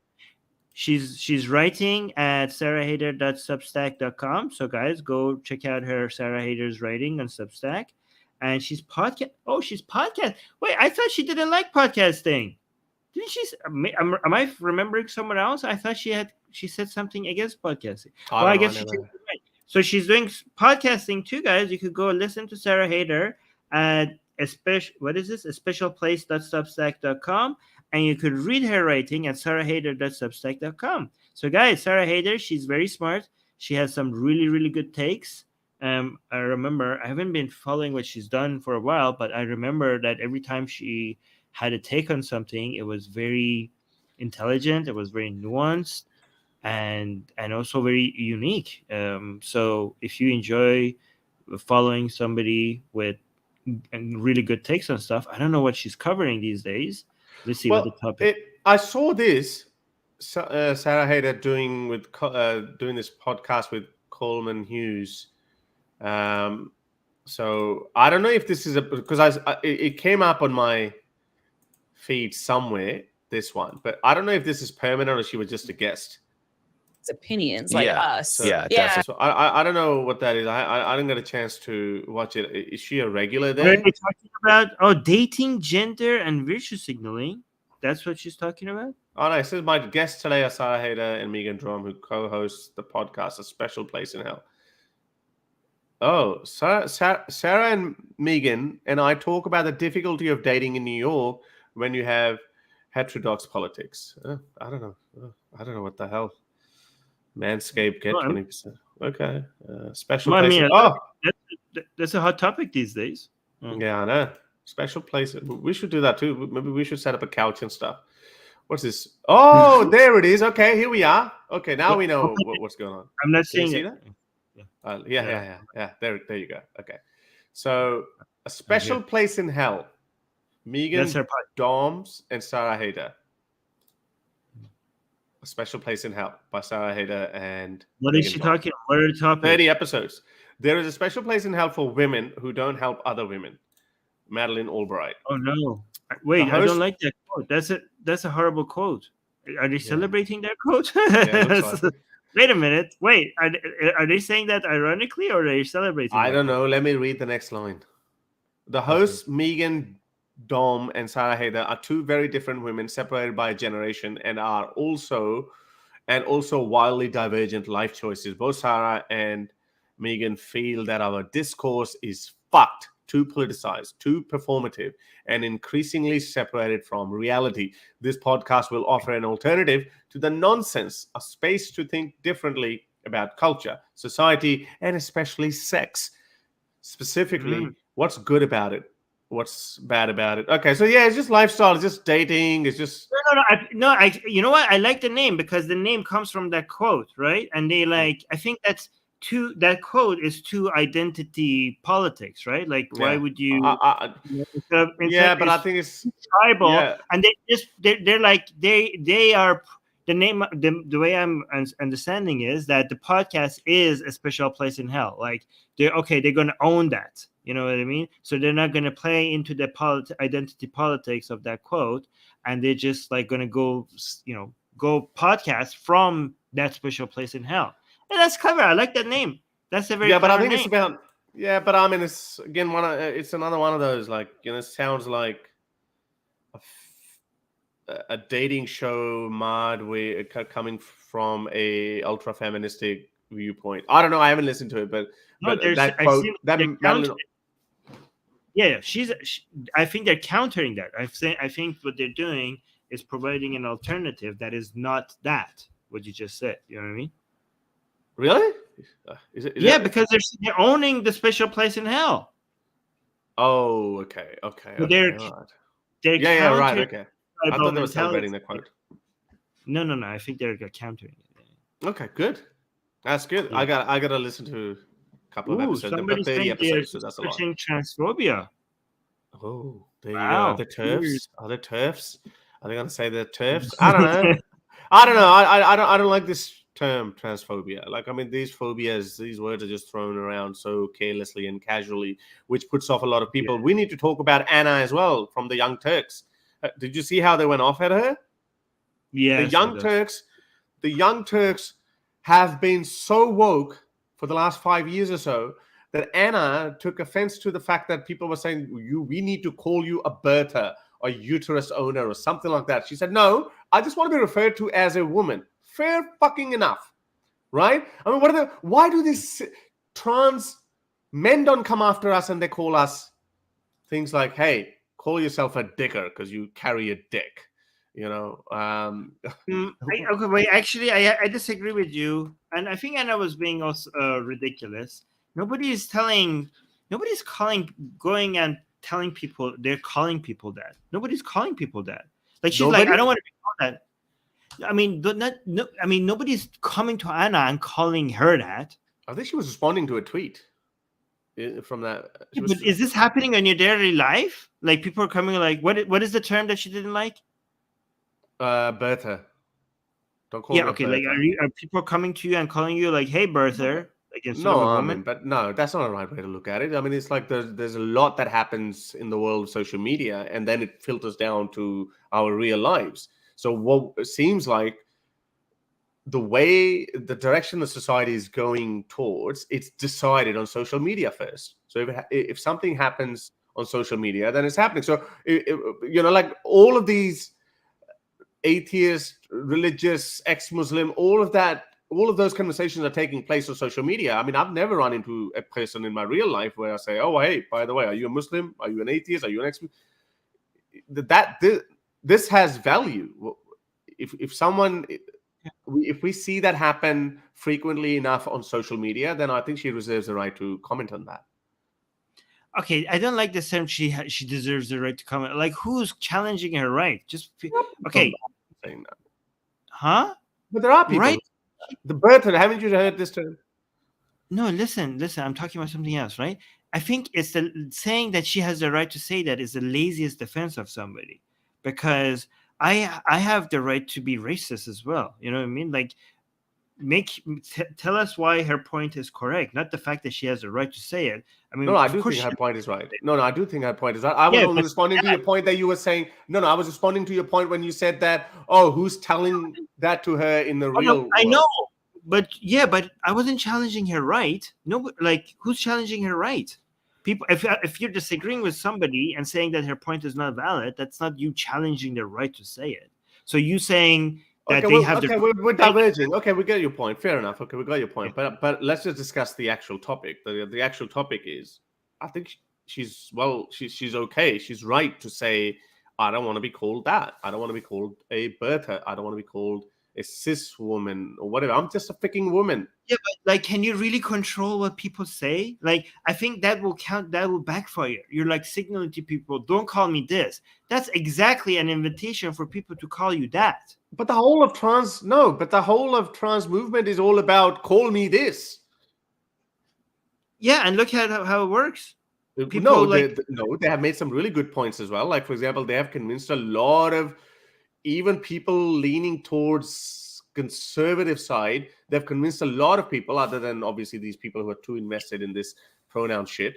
They've managed to convince a lot of people that it's okay. Okay, you want me to call you such and such? I'll call you that. It doesn't hurt me. It doesn't cost me anything. That's a common, decent thing to do. And a lot of people are convinced. Yeah. Exactly. The point is that we make requests, right? And you tell people your preferences, and the dicks will reject it, and the people who want to be nice will accept it, right? Well, you can't go out and demand things. Like within the trans movement as well, right? The trans people are like, here are my preferred pronouns, okay? I want to be nice. I want to be a gentleman. I want to be decent. I don't want to be an a-hole. I'm like, okay, I'll call you whatever you want. Easy. It's easy. It doesn't cost me anything, okay? Somebody else like, I refuse. You can't. That guy is just going to say, you can't stop the guy, and you going out like, no, you must. That's going to backfire. Let that guy signal to the world that he's a dick, or she's a dick. Let her or him signal that. Okay, so it's fine. No, but we can't normalize it. We have to protest. Hold on. you're not understanding what I'm saying at all. I'm understanding. I get it. You're going by the point that you're saying that, okay, well, it would happen. It's going to backfire. People are going to call you even more of that, kind of like blasphemy logic. Well, maybe no. We're not going to let people normalize it. We're going to make our case and we're going to advertise for normalization of it. But you showing your sensitivity about a certain thing and going as far as making demands instead of requests, that part backfires. That part is going to encourage people to come at you harder, right? So there are right ways to normalize this and there are wrong ways to normalize this, right? So, for example, Anna has she could identify herself as a woman. And if other people identify herself as something else other than a woman, she could be like, well, I do not accept that. That's not what I call myself. And you're wrong. But if you go out and you show your weak spots and then demand those people, like try to tell them that this is something you must do, then it's going to backfire. You're actually going to normalize the opposite because people like to poke at your weaknesses and you are displaying that. So the trans right, here's the thing, the trans right has been successful, but in many ways, but I don't think that the request for proper pronouns has been okay. But I think that actually it would have done better if it wasn't so woke and sensitive about going out and making demands. Like, for example, if the trans movement wants to go and make certain pronouns, it hasn't, but if it ever goes and tries to make certain pronouns illegal to use, that's actually going to set it backward. Like, it's going to show like, oh no, we're going what? Wait, sorry. I get all of that, but I'm just saying, let's have a look. Let's just stick to the topic of what she did. Look at this. So she was called a Bertha. She said, I think now we're splitting the hairs, and you're saying that, okay, she should not have said it. She should not be making a demand. She should be requesting it. Okay, well, come on, man. We can't really go that deep into it. I mean, there would always be people who would say things differently. So anyways, this is what she said. I'm a woman. Please don't ever refer to me. Look, this is more like a request to me. Please don't ever refer to me as a person with a uterus, birthing person, or person who menstruates. How do people not realize how degrading this is? You can support the transgender community without doing this shit. I think this is a very polite way of doing it. I just don't see anything wrong with that. Okay, I think this would have come across a lot better if instead of showing that she's hurt, she was. You're not gonna let me make a point. Like, you're not. What are you? I'm listening. I mean, I think you don't even know what I'm gonna say. You don't even know what I'm gonna say. You're discussing a tone, basically. Your central argument is still the same. Your central argument is still the same. But okay, you show your sensitivity. You have already prejudged me without waiting for me to finish my argument. I'm gonna say something new. Okay. So I think that this would have come across better if she was making fun of people who are saying these things instead of it's just a marketing tactic, right? So instead of showing that she's been hurt and she has been degraded and she has been insulted, I think she should have gone on the attack mode and insulted them and humiliated them and made fun of them. That would have been even worse. It would have been even worse then. Then she would have definitely been called, and a lot of people would have believed that she's turned into a transphobe. Yeah. Well, I don't care. I don't care if people call you a transphobe. I'm talking about going to attack rather than being on the defense and be like, "Oh my God, poor me." What is your? I just don't understand. So what? No, but I'm so sorry. People are calling me things that I don't like. Come on, I don't even know. I don't even know what you're trying to do here. Like, seriously. Like, I mean, she has said, "Don't call me that," and this is someone who has picked a lot of fights over the years with the conservative people, with the people on the right, for LGBTQ community, and she says, "Okay, don't call me this." And then all of these people are just attacking her. And this is what makes all these, these trans activists, these radical trans activists, this is what makes them so unattractive and unappealing. This is the reason why a lot of this, we're talking about her tone, how she should have approached this. No, I think she did everything right. Right. What these trans activists do by going after... Whataboutism? But these trans... No, that's not whataboutism. It's just fine. I think she whatever... You can pick holes in everything that anyone ever says. You can say, well, he should have said it like that. He should have done this. You can do that. No, okay. I mean, she's got 500,000 followers. She's been in the limelight for a very long time. I think she knows how to deal with people. I think she knows. But my point is, trans movement, they're the ones who are sitting on the outskirts of normality. Now, I'm not saying the word as in like they're abnormal, but I'm saying this is something that's not a part of our social fabric. It's still something new. So they have to convince people to be a bit more accepting towards people of other genders. So the way they go about it, the way they attack people, it's just so off-putting. And this is a reason why, you know how Anna, I think a lot of these people are celebrating. They're like, yeah, finally Anna has woken up. Finally she's responded to this thuggery of these trans activists. It's like, what are you doing? This is not you're talking about their tone? I mean, I think it's a trans community, not the whole of trans community. We have trans community. We have Joanna, like she's one of the most wonderful person I've ever spoken to.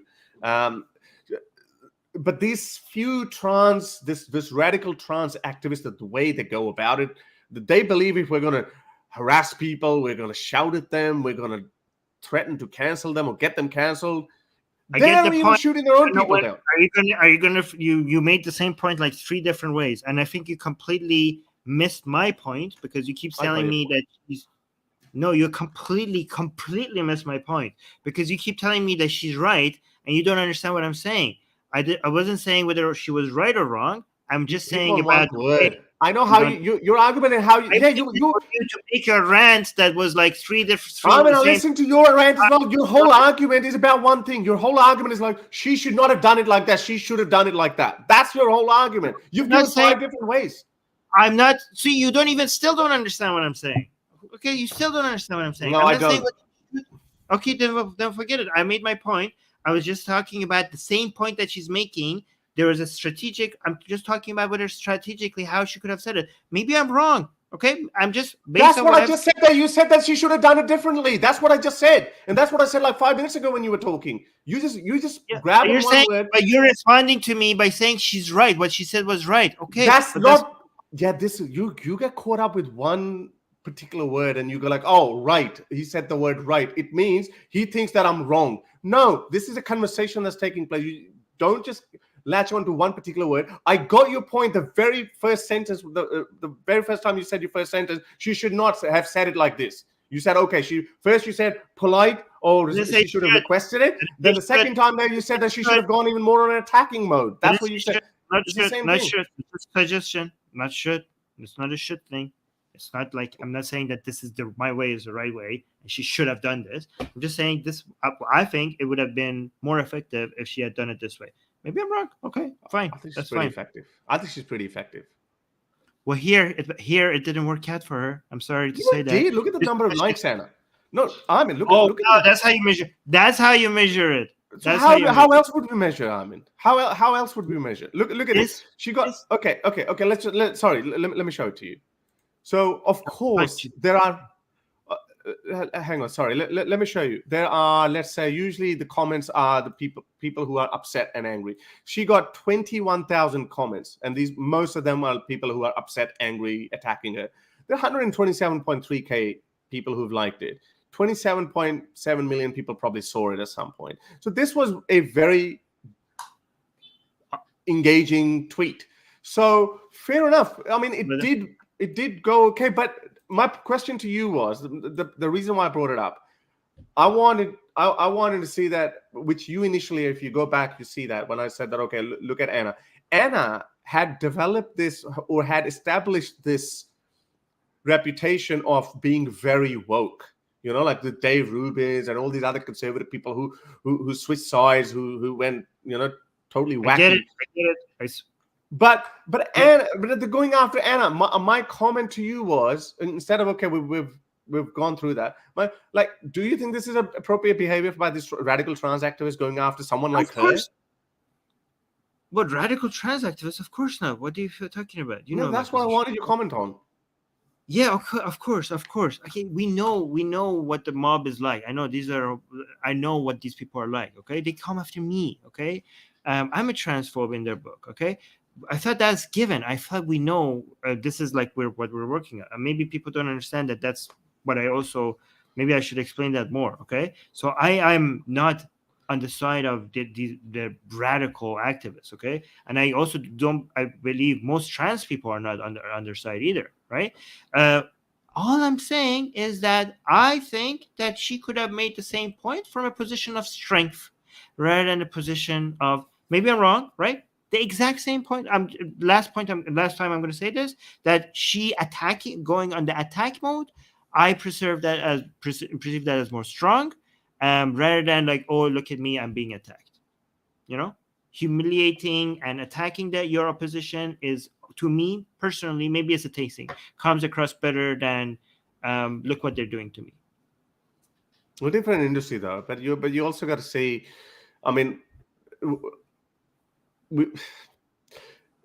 the way why some atheist activists respond by blaspheming or desecrating or these holy figures and holy books is different, especially in the case of Islam, is because you get executed for doing that. So there's a different way of doing it, and obviously it's a bit more extreme. But she has preached people for a very long time to be careful of people's sensibilities and all that. So that's why we're going on through circles. I think we both made our point. I'm just maybe I'm wrong. It's just a personal preference of mine. Maybe I'm wrong about this. Okay. All right. What else? Well, we got a super chat. I just want to read this. It's not a question. It's that's for you. Oh yeah. So we're saying Ya Ali Madad. What is this? Mola Ali. Mola Ali. Oh, Mola. You guys say Mola, yeah? Mola Ali? Yes. But it's hard for me to read it in English. I see if it's here in Arabic. Mola, yeah. Mola Ali Madad. Well, Ya Ali Madad back right at you, Sajjad. Thank you so much for this. Yes. Okay, so there was that. Let's go. Okay, so let's go to this. Oh, by the way, before I read the last Patron question, Dee is saying we are covering this too on news in a few hours. I think it's about that Pakistani crying people that she mentioned. But Dee, actually today, we delayed the Atheist Republic news by 1 day, so it's not going to be in a few hours, because the reason why we delayed the Atheist Republic news by 1 day is because in a few hours, I'm going to be a guest on Talk Heathen on the ACA. Talk Heathen. It's a dream of mine that the atheist community of Boston, the show that was famous for Matt Dillahunty left there, right? But now I'm going to be a co-host there. Guys, go check out the Talk Heathen YouTube channel. I am going to be a guest there in a few hours. Go check that out. Yeah. You see it? Yeah. I see that. Okay, there we go. Right. What about Atheist Experience? Are they linked with Atheist Experience? No, that's different. Yeah, it's the same company. It's the same organization. Yeah, that's what I'm saying. Yeah. Right. No, but the Atheist Experience is about people calling in about their belief, challenging you about belief in God and stuff like that. But Talk Heathen is more news related and stuff like that. Right? So yeah, show your screen. What? Have it? Show my screen. Oh, sorry. Yes, sorry. Give me a sec. Okay. So this is what we're talking about. Oh, did I close it? Well, no, there it is. Why is it not showing? Hang on. Give me a sec. Oh, congratulations. Yeah, this is there. This is it. Live Sundays, 1 to 2:30 p.m. Go home to see the. I'm subscribed as well, by the way. Yeah. Go to home. Yeah, go lower. Oh, there it is. Me One and Secular already waiting. Couple of hours. Yeah. 4 a.m. for me. No, it's not a couple of hours. It's still like 6 hours. Yeah, 6 hours. In 6 hours. So yeah, guys, I'm gonna be live there. Come and check me out there. Check you out.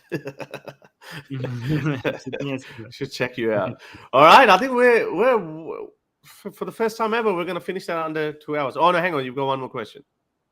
Yeah. So what? he's asking, what are your thoughts about the situation in Sudan? The country was flirting with democracy, but now an Arab militia group responsible for atrocities in Darfur seems to have taken control. And here is the news associated with that. I don't know what the hell is happening in Sudan right now.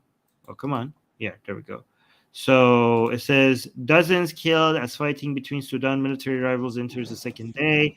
Fierce fighting across Sudan entered the second day. Guys, have you heard about this? Like, No. second day as months of tensions between parliamentary groups and the country's army erupted into violence. Eyewitnesses in the capital told CNN that fighting intensified after Sunday morning prayers with loud noises and explosions. Okay, what? Give me the analysis. Sudan's parliamentary chief Mohammed Hamdan Dagalo claims to have seized most of. Okay, where's the analysis? Analysis, Kowalski. No, he had. Where is it? Sudan's army accused the rapid support forces of traitorous plotting against the country and has demanded its dissolution. There will be no negotiations or dialogue between dissolving. Okay, where's the analysis of the political climate? The military has been in charge of Sudan since. Oh, here it is. Finally, since a coup in 2021 with Burhan and Dagalo at the helm.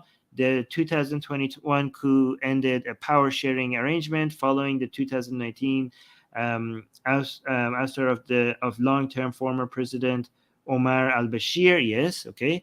A CNN investigation also uncovered another link between the two men: their involvement in Russia's exploitation of Sudan's gold resources to fund its Ukraine war, with Dagalo's forces also being key recipients of Russian training and weaponry. Wow. But recent talks have led to cracks in the alliance between the two military leaders. The negotiations have sought to integrate the rapid support forces into the country's military as part of the effort to transition to civil rule. Sources in Sudan's civilian movement and Sudanese military sources told CNN the main points of contention included the timeline for the merger of the forces, the status given to RSF officers in the future hierarchy. Okay, the hostilities. The hostility sources told CNN are the culmination of what both parties view as existential fight for dominance. One with Burhan, they said, seeking support for Sudan. Okay, so they're just fighting over power. I don't know what analysis to give over this. Do you have any takes on this? Yeah, that seems like just a territorial Do you have any acquisition. takes on this yourself? I don't have any. I don't have any takes. Yeah, I got nothing on that. I got no take on this. Sorry. I don't know. Yeah, it just seems like it just. Well, all I know is that we were seeing we were very optimistic about where Sudan could be heading, and then it didn't happen. So that's the only thing I remember from having. But D, do you have any hot takes yourself? Because I got nothing. I got nothing, but I've got something that I want to talk. Hang on, let's start again. Well, D, if you have any takes yourself, please. Look at this camera. I just panned. It's just you look down and it just went down. Don't do anything cheeky. If you start playing with yourself, the camera would know. Whoops! Wait. Do you play with yourself while you live stream? Sometime, no. I saw this video. There is a traitor. There's a traitor man who's leaking our men's secrets to women. There's this woman. She does these things. Yeah, she creates these videos and she talks about some really obvious things that apparently women understood it differently to what it actually is. For example, there was this video that said that men don't actually scratch their balls. They do this. And that's so true. Sometimes when you get an itch, you're not scratching it. You're doing this. It's just so true. But nobody knew. Only men know this. So it's like a men's secret. Kind of like an open men's secret. Anyway, so yes, I do that sometimes. I just realized right now that it's not technically scratching. Okay, sure. Yeah, of course, because it would just it's just too much pressure for the whole thing there. Like, why would you just go? Exactly. No, but actually it relieves you as well, kind of like a relief you get when you scratch yourself where you have an itch, but it's not an itch, it's like something, I don't know what that is, but sometimes I do it while I'm here. When my hand goes down, maybe it could be. So yeah, but I'm safe. I don't have your camera. It's not going to follow me. Your camera's going to follow you. Okay. Speaking of balls. No ball scratching on camera. Sure. I will try to remember. Okay. Speaking of balls. Okay. Tell me. So someone actually no, I should start again. Okay. Don't include this joke because it's a serious news story. So someone sent me a message. I believe he's a homosexual patron of mine. Sent me a message on Instagram, and he was quite upset and sad because he came to know about this new legislation that's been passed in Ugandan parliament, which is worse than the Taliban. So now, at least in these Muslim countries, you are not prosecuted as long as you don't act on your homosexuality, right? So if you're gay, you're gay, you're not prosecuted until you act on it. You perform a homosexual act. But now, according to this new law in Uganda that's just been passed in Ugandan parliament, it actually criminalizes even identifying yourself as LGBTQ. And it also includes imposing death penalty for some of the offenses. So Ugandan lawmakers on Tuesday approved some of the world's harshest anti-gay laws, making some crimes punishable by death and imposing up to 20 years in prison for people identifying as LGBTQ. So according to the bill, the death penalty can be invoked for cases involving aggravated assault, homosexuality, a broad term used in the legislation to describe sex acts committed without consent or under duress against, unwilling participants, basically. But in this new legislation, it constitutes a further crackdown on LGBTQ people in a country where sex relations were already punishable by life imprisonment. It targets an array of activities and includes a ban on promoting and abetting homosexuality, as well as conspiracy to engage in homosexuality. So, yeah, that's just worse, I guess, than Afghanistan, because now you could actually be put in prison for saying that you're a homosexual, but you haven't committed a homosexual act. For you to say that, hey, I am a homosexual, and then that could influence someone else, or that could encourage other homosexuals to come out of the closet. So basically, they've said, "Shut up! Don't even talk about it. Don't even say. Don't even utter these words that you're gay."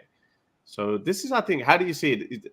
Is that a fair comparison with the Taliban? Like to say that this is worse than how? Yeah, I mean, but a major part of the law is not just what's on the books, but the execution of it. How much I think the Taliban is worse. Could still be worse because the follow through of the law. We have to see how far that is as well, because we know Taliban has the more of a history of brutality and following through with these laws than. For example, if you just look at what's in the books, Pakistan looks more brutal than Iran, for example, with the blasphemy cases. But then if you look at the execution of the laws, then Iran looks a lot more brutal than Pakistan, because people get death sentences in Pakistan, but in Iran they actually follow through, right? So I think the level of enforcement needs to be part of the calculation. Yeah, and also mobs in Pakistan are far worse than I don't think there are any mobs. I've never heard of any mob lynching in Iran of anyone, of any religious dissident. Yeah, I'm comparing the governments. Yeah, I get your point that you're. Right.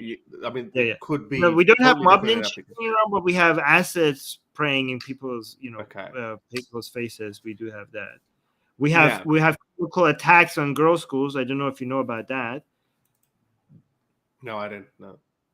Oh, really? Okay, we need to cover that next time. So schoolgirls are constantly being chemically attacked by religious fundamentalists on basically on a weekly basis in Iran. Right. But anyway, just like always, the main motivation for this homophobia is to protect, quote unquote, our church culture. And so the objective of the bill was to establish a comprehensive and enhanced legislation to protect traditional family values, their diverse culture, faith, and by prohibiting any form of sexual relations between persons of the same sex and the promotion or recognition of sexual relations between persons of the same sex. So yeah, it's the church culture, it's Christianity. We have Vikram waiting to come up. But by the way, guys, okay, we're done. Yeah. So guys, so we have YouTube channel members for Secular Jihadists. I posted a link usually on the community tab, but today we're only going to bring Vikram up because we only have 5 minutes. Vicky. But if you want to come, Vicky is here. Yeah. So again, the link is in the community tab for Secular Jihadists. Only members available to members, and Vikram is a member, so he's here to talk to us. Hey, Vikram. I haven't seen Vicky for a while. Hey guys, how are you? Good. How are you?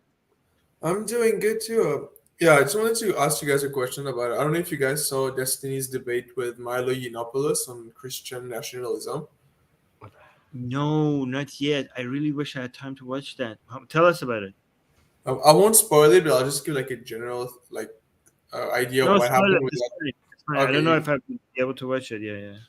Okay, so Milo was trying to copy Christopher Hitchens' style. Like he began by doing the, when Hitchens would do the "How dare you!" Like people are dying there. How dare you do this and all that? Like that's that style that Hitchens would use. Milo used that as well. He did the same type of but then it's like it didn't work well when Milo did it. And Milo was on some drugs. Like I don't know what drugs he was on, but he was very clearly on something.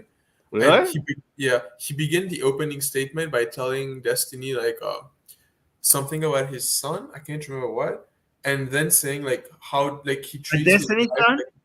Destiny's son. Yeah. What? Okay. And then he said something about how look at what liberal atheists are doing. Like with Destiny, he lets his wife be used by other men, and how dare he have such little respect for her, but he lets her being treated like an object who gets fucked by everybody or something like that. That's they all go for that, like whether they're Muslims or whatever, they all go for the same thing. But I think Destiny is just next level. Like I mean, he is so smart and he's so quick-witted. Everything that I've seen so far, to be honest, I hadn't watched him before. I was so indulged in this ex-Muslim content that I never actually got to see him.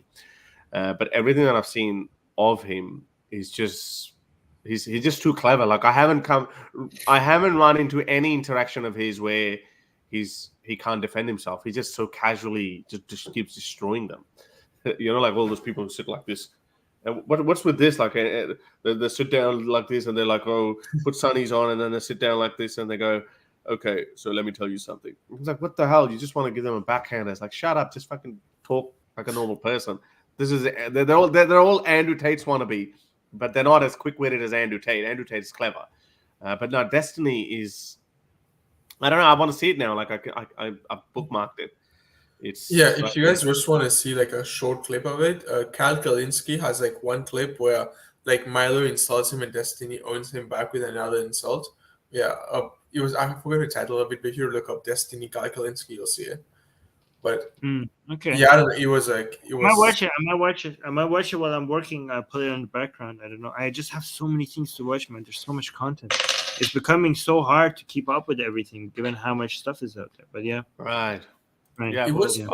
We'll talk about it next week, I think, because I'll watch it. I think it's only 50 minutes, so 50. Okay, I'll watch it too. Actually, no, it's 2 hours. No, the full debate is 2 hours. Actually, there's a shorter version. Yeah. What was very strange in that debate, though, was that Milo is no longer a free speech guy. He was defending killing blasphemers. These guys are not. These conservatives. Somebody told me these conservatives They're not free speech absolutists, or they don't respect free speech. That was their only talking point. That was their only talking point when they were being shut down by the far left. Then they became these champions of free speech. It was always like this, Harris. Yeah, exactly.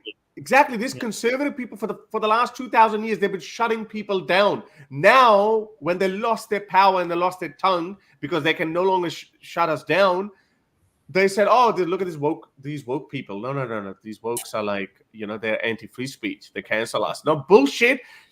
Wokes may cancel you, but you've been beheading people for the last 2,000 years. There's no comparison. If these guys had it their way, they will they will start killing apostates. They will start throwing homosexuals off the rooftops. They would not forget about transgender. There'll be nothing. There'll be nothing. Conservative people, by definition, conservatives mean that they don't want any change. They don't want any change. They want the change of us. Liberals, by definition, are those who want to improve, who want to challenge the status quo. That's the very definition. So everything that you see around you is thanks to liberals. Everything you see, otherwise we would still be living 2,000 with the morality of 2,000 years ago. And that's what these people glorify. That's what these people want. So yeah, they were never free speech advocates. They were only free speech advocates. They only remember that when their free speech is challenged. There was this guy used to be active 2 years ago, called Erfling Karl, and he's like far right. I remember watching his videos, and he said plainly, transparently, and honestly told that for us, free speech is a train that we hop on until we get to our destination. But we don't believe, like he was saying, we don't actually, I hope you guys understand, we don't actually believe in free speech. These degenerates, we don't even think that they should be canceled. We believe that once we have the power, we should show up at their home in their sleep and just, I'm not going to say the rest because YouTube might think I'm saying it, but he said something to that, about that surprised me. You debated that guy, right? Yeah, I did. But that's what they believe. This is we don't actually, this is not our thing. Free speech is not our thing. We're just now need to support it because now we are being silenced. Yeah, these people like Milo Yiannopoulos, these idiots don't get it. This is why I just never understand Milo Yiannopoulos and Dave Rubin. I mean, the boat that they're on, if they don't get off that any pier soon, they will drown in that boat because the final destination is conservative Christendom, and homosexuals will never be accepted there. Never, no matter how conservative they tend to pretend to be, but it's just never gonna end well for them. It's only gonna end well for a white Christian straight man. That's it. Even Christian women are gonna be on the losing end. Like all these Christian women, these conservatives who wear these tiny little shorts and they hold these guns in the wild west of America or in the south of the Bible Belt. They will not be like that too. They will end up looking like those Amish women. So they just don't get it. Everything that they have, that they are reaping or enjoying the fruits of, it's thanks to the liberal world order. That's what enabled it. One thing that was quite strange with wait. We're over time now. So can you last point? Okay, I'll bring up a different point. Just like a final point. I would say a question I wanted to ask Armin. I was listening to you talk, I guess, debate Harris on the Anna Kasparian tweet. Oh my God! Don't bring us back to that. But I'll bring you to I will use that, but I'll go into a different thing. I want to go back into the Anna stuff. Okay. Do you think that non-binary gender is valid? Non-binary. Well, when it comes to gender, everything is valid as long as we want it to be valid. Gender is like a social. Gender is not biology. Sex is biology, right? So it's valid if we wanted it to be valid. It's kind of like you asking, can we as the society decide to call chairs wall and walls chair from now on? I'm like, yeah, if we really wanted to, we could do that. Like, why not? But You you know what I mean? recognize that in a different society we can invent whatever we want, but within the current society we live in, chairs are chairs and walls are walls, right? Yeah, but chairs have not always been chairs. They had different names before. Language changes all the time. Language Yeah, evolves but all. overall it was always somewhat consistent. It was never like a chair has never been a table. Like No, maybe No, not a actually, different type of definition chair, of but chair is not very clear. How do you define? Like, it's actually pretty gray on when the chair stops becoming a. Like there's not, these things are not okay. What's a for example? What's a human? But you're doing the continuum fallacy thing, the rainbow, and we cannot see we cannot differentiate the borders. Like just because the borders are blurry doesn't change that there's still like we can recognize that there's multiple ways to be women. While in the past it was very rigid, only cis women were women. Now we recognize that trans women are women too. But that doesn't mean that someone who's like I can identify. Trans women are not women. Trans women are kind of women. Yeah, one time. Or they identify themselves as women. They're not biological women. I mean, again, that definition gets muddy. You're mixing gender and sex. They're females. Well, Yeah, sorry, they're they're females. male sex. But when it comes to gender, again, I don't know, Vic. I don't get what you're saying. I understand that we need. I'm not throwing away the idea of definitions.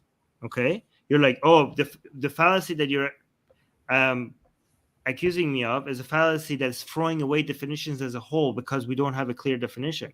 I understand the utility of definitions, even though it's not, we have gray lines, even though it's a spectrum. I'm not saying we don't use words anymore. I'm just saying it's flexible. We are, as a society, we are flexible about how we can use words given the utility that it has.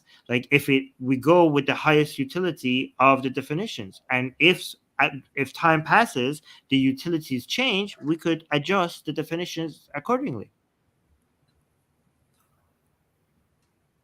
Yeah, I'm not saying these words Vic, don't have any value and we should use them. Yeah. Vic, tell me, why do people get caught up on this? Like, I just don't understand the end game here. I understand the end game from people who insist on saying that I am a trans woman. I understand that they're not finding themselves comfortable with their biological sex, so they don't want to behave like a man. I can understand that. To behave like a man is also, a lot of that is a social construct. I give that example all the time. Like, like women wear special kind of clothes. They have longer hair. We don't have that. Like, a lot of these things have become norms, and different cultures used to have different standards.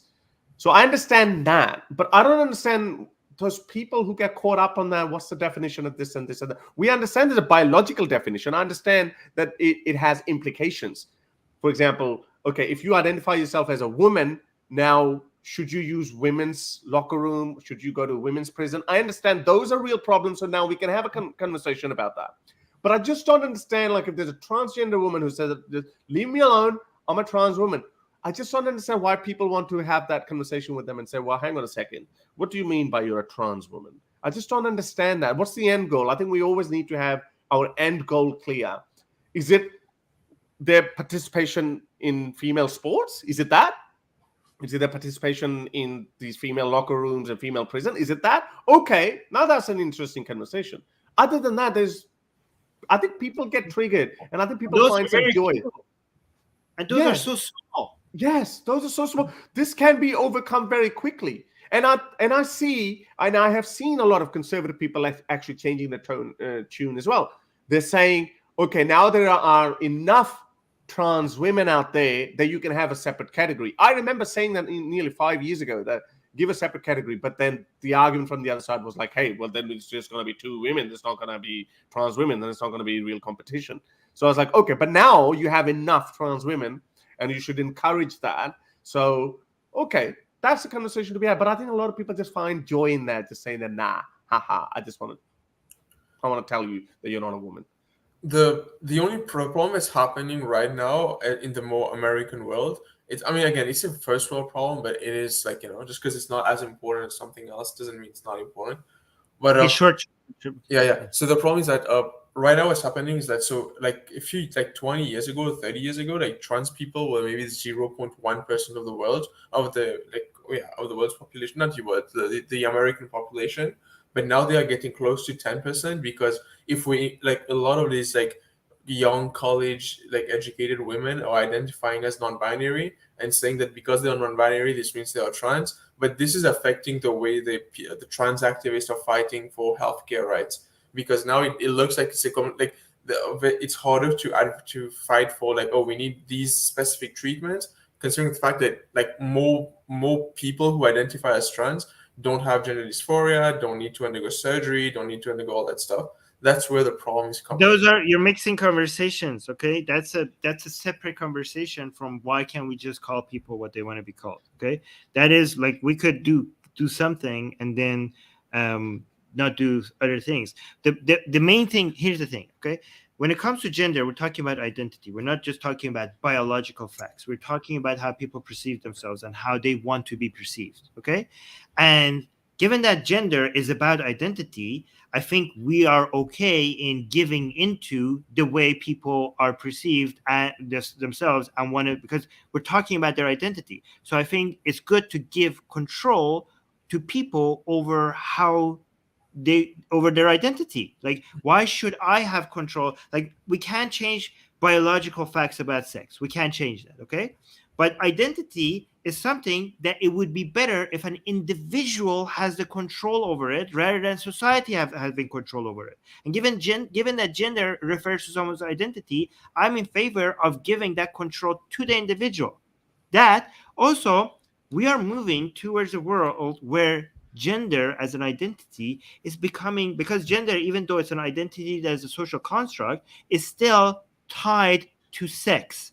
It's not divorced completely from sex. Mm-hmm. So it's somewhat flexible. The part that is tied to the social contract, the social construct, and the other part is tied to something because it's somewhat correlated to biological sex, even though if it's not one-to-one.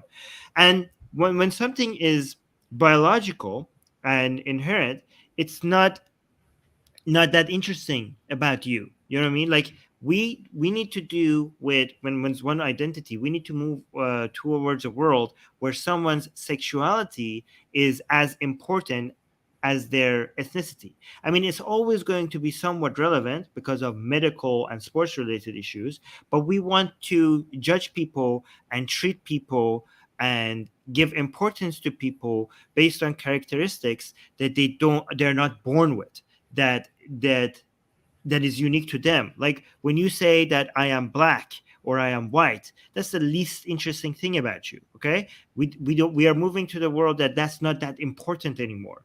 And we want to do the same thing with sex. So given how we live in a world where gender as an identity is so tied to someone's sex, we want to make this gender identity so diverse and so unique to every individual, to the point that it's just individualism. You know what I mean? It's like, right now we moved from a world where we had two types of clothes. You went to, as a person that is building or constructing, the way you perceive yourself and the way you build your identity, right?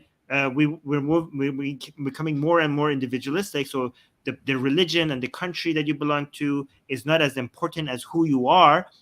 So that's becoming a lot more diverse and unique to the individual. And when it comes to gender, we were like just one or two, right?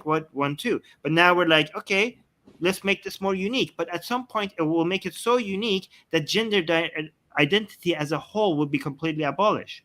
That's the direction we're moving to. Because again, what you have between your legs and what your DNA chromosomes are like, it's right now we're seeing in modern countries that you don't even think about the person that you're talking to, whether they're a man or a woman, right? When you're having a conversation with somebody and like she has talking about politics, philosophy, that, you know, if you just compare to only 10 years ago, like 10 years ago, the fact that the person is a woman is constantly a reminder in your mind that you're speaking to a woman instead of a man.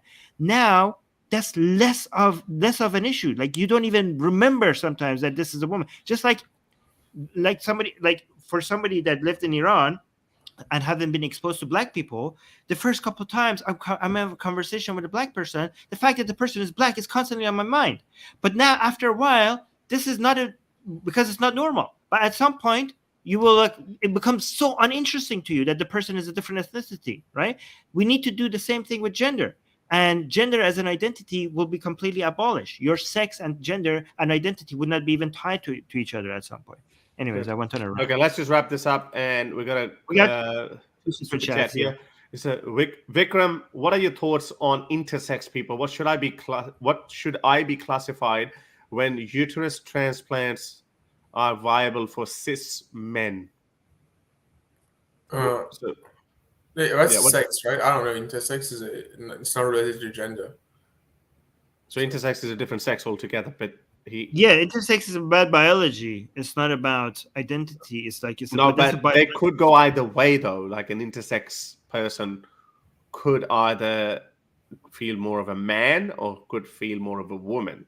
It could go either way. Here's the thing. The question is, what should I be classified? That's exactly the wrong question. Okay, because we shouldn't decide that. The whole point. I think it's more of a question. No. I mean, you're misunderstanding. I think he's actually deliberate. That's why he's pointing that out. He agrees with you. I think. Sorry, she. Yeah. He's pointing that towards Vikram. That okay, like if you think that okay, like you're getting caught up with the biological definition, and you're ignoring these the fact that gender is a social construct, then how should he go about? Because he's born as an intersex person, what gender should he? Sorry, Gasian. I don't know what are your pronouns, but which one they go by? He. Okay, which gender he should go by because he's intersex now. No, but being intersex doesn't change whether you're a man or a woman, right? That's just like because I don't say that men and women are biological. I think it's social. My claim was just that it's okay to recognize that men and women it's like a social thing, and that trans women and cis women are women, cis men, trans men are men, all that stuff. I was just saying that we already accept them, but I don't see the point in like going further and adding non-binary to this when back in the day people would just be a tomboy or a tomgirl, which is already fine. There's no need to add the label of non-binary because non-binary doesn't provide any utility. But why not, Vikram? Why not? If somebody's okay, so here's the thing. Imagine if we had just one person in all of the world. That if you ask him, do you identify more as a man or as a woman? The person said, meh, neither really. And I think it shows, Vikram, and it shows Sorry. But let me just make my point before we highlight this. I mean, that is a person. Okay, so we now have a category of a person. Okay, so now we have people that they feel like they're man. We have people that they feel like a woman, and there's a person. Now we have at least one individual that doesn't feel like they're a man or a woman. So now all of a sudden we have a new category just by at least one person. So why can't we have that category? What's wrong with having that category? It depends on where you're talking about. If you're talking about like just some random person identifies as something else, individually, it doesn't matter. You can identify as whatever you want. It depends on when it comes to the consequences on society. So for washrooms, I think it's fine. What's the consequence of society when we recognize? I'm getting to that. I know, but when it comes to sports, then it really matters what your sex is versus what your gender is. That's a different. This is a slippery slope. You go to, that's when it matters as well. Like overall, if you're talking about on your own. No, Vikram, that's not right. No, Vikram, that's a slippery slope fallacy. Look, I'm saying there's different definitions for different purposes. For your personal use, you can do whatever you want. But Vikram, we recognize this. We recognize the fact that our societies evolve, new social norms become normal, and past social norms become archaic or legacy norms. And that's how it keeps on going. It keeps on moving. There is no net loss to humanity if we just recognize that there are multiple genders, that a naturally biologically born man feels like a woman, and vice versa. That's fine. There's no loss to us. That's the conservative way of thinking that, Is every woman going to turn into, every man going to turn into a trans woman? It's the same argument that they gave for, they gave about homosexuals. Is that if you allow homosexuality, everyone's going to become homosexual. My son's going to be, that was, but it doesn't work that way. We have to understand one thing. The Western liberal society is built on the principle of individualism. One person's individuality matters. Their happiness. As we as a society need to ensure that every single individual lives his own life as an individual to the best of his or her abilities or their abilities. That's the goal of it. So if I wake up tomorrow and I tell you, you know what, I don't feel like a man anymore. Not that it's going to happen, because I think these things can be recognized pretty early on. But, by the way, I'm not in favor of intrusive surgeries or irreversible surgeries pretty early on. I'm not in favor of that. But I'm just saying that you could tell. You could tell when there's a 10-year-old kid. You could tell whether he's got homosexual tendencies or not. But I think we're dragging on. I think we could probably talk about it some other time. I don't know why you want to highlight this. You want to highlight... Just to clarify one thing quickly. I'm not saying trans women are not women. No, I think trans men are women and all that. I mean, I think it's a silly thing to ask whether trans men are women, because it really depends on what context. If someone's talking to you and telling you, hey, I'm a trans woman, use she, her pronouns, not a big deal. But it becomes a big deal when it comes to how do we handle prisons, how do we handle the sports. Those are the areas where it matters. So it depends on the area in which that's a different conversation. That's a different conversation. This is why we said that they're both, these are talking points. They're both triggering loaded questions. One side deliberately says that trans women are not women, and the other side responds to it, no, we are women too. And then they go, no, we need to come up with new words for 97% of the world's population, or 97% of the world's females, and we need to give them a new word. And those women are like, oh, screw you. So these are loaded, stupid questions. What matters is, how do you identify yourself? Okay, we're going to have different bathrooms, toilets, or whatever. Like, that's a different conversation to be had. Gaysian Americans, that made a very good point. Yeah, so the number of left-handed people skyrocketed when people stopped correcting them. Yeah, exactly. I don't know what's relevant to what I was saying. Like, because for example, the non-binary category, right? If we start, because people I think this is a response to maybe not you, Vikram, but conservatives thinking that more people are becoming trans or non-binary because the society is pushing them or encouraging them. But they don't understand that no, these people always existed. But society was shaming them, and it was not accepting them. And by accepting them, it's more comfortable for them to just demonstrate how they actually really are. Nobody is like pushing. I mean, I'm sure it happens sometimes. Actually, it does happen. Okay, I know people, but it's not like as widespread as conservatives say about people being pushed into be trans. But we do actually need to recognize that sometimes it does happen. So really, I didn't know that.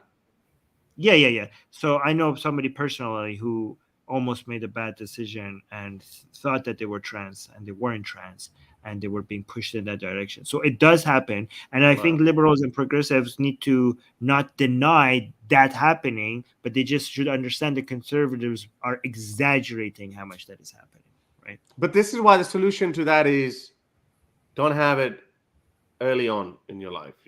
Grow up 18, 20 years old. Because now we are seeing a lot of people a lot of post-surgery trans women coming out, and they're saying, why did nobody stop me? Why was I rushed into it? Why was I not counseled?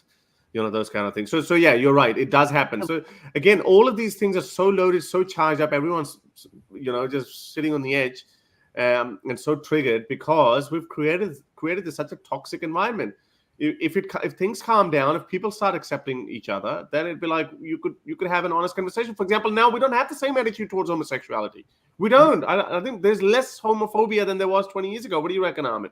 I think because it's been normalized. It's like and I think trans and indies will be normalized as well at some point. Yeah. Okay. I'm pro trans rights, typically. I'm not. Yeah. I just think non-binary is still. We know. It's okay. It's okay. Well, non-binary will be normalized to you as well. Don't worry. Well, you'll get there. Hopefully not. You'll get there. So 2 more super chats. Arjun is saying, "Let me give Twitter blue." To who? Thank you. Yeah, thank you very much for having me on, guys. Thank you. Oh yeah, thank you. Vikram. Well, are you happy with the conversation, or do you think like we didn't let you speak? I think it was a good. Yeah. I just don't want to take too much of your time. I just wanted to ask you a few questions on that, but yeah. No, we're good. We're good. We're done well. It was a good conversation. Thank you for coming up. Yeah. All right. Arjun is saying, let me give Twitter blue. I don't know what this means, but thank Twitter you. blue, like it's just because he's just given 110 rupees, which is equal to $13. Yeah. But Thank Twitter, you. That is saying you can spend that on Twitter Blue subscription. Actually, no, Twitter Blue subscription, Arjun, is a lot more. I think it's about $13 Australian. But that's okay. You don't have to cover all of it. No, it goes towards. It goes towards it. Okay, yeah. And Digital American gave us $2 saying use testosterone levels for sports. Yeah, I was thinking of creating like 7 categories instead of like having it by sex or gender. Just be like, not it can't be just if we ever do that, it needs to be 7 categories based on testosterone levels, bone density, body size, and maybe a couple of other metrics. And then you will have category A, category B, C, D, and then just 7 different categories that you would. I mean, we do that already with body weight when it comes to UFC and stuff. So I don't know why sports has to just be like men or women. Why can't we have different categories? And the interesting thing is, if you do that, then category A would be mostly men.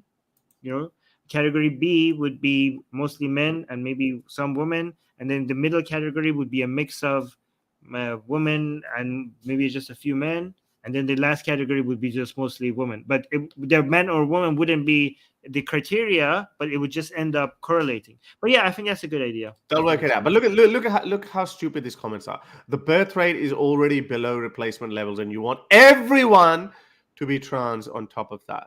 No, that's correct. That's what we want. No, don't correct this person. Okay, me and Harris, we're trying to end the human race. Yeah. Okay, and this is that's what we want. Everyone, this is our mission, to make everybody trans, and trans people don't have babies, and this is our plan. This is the whole liberal plan of population reduction. Yeah, population reduction. This is our goal. There's one more.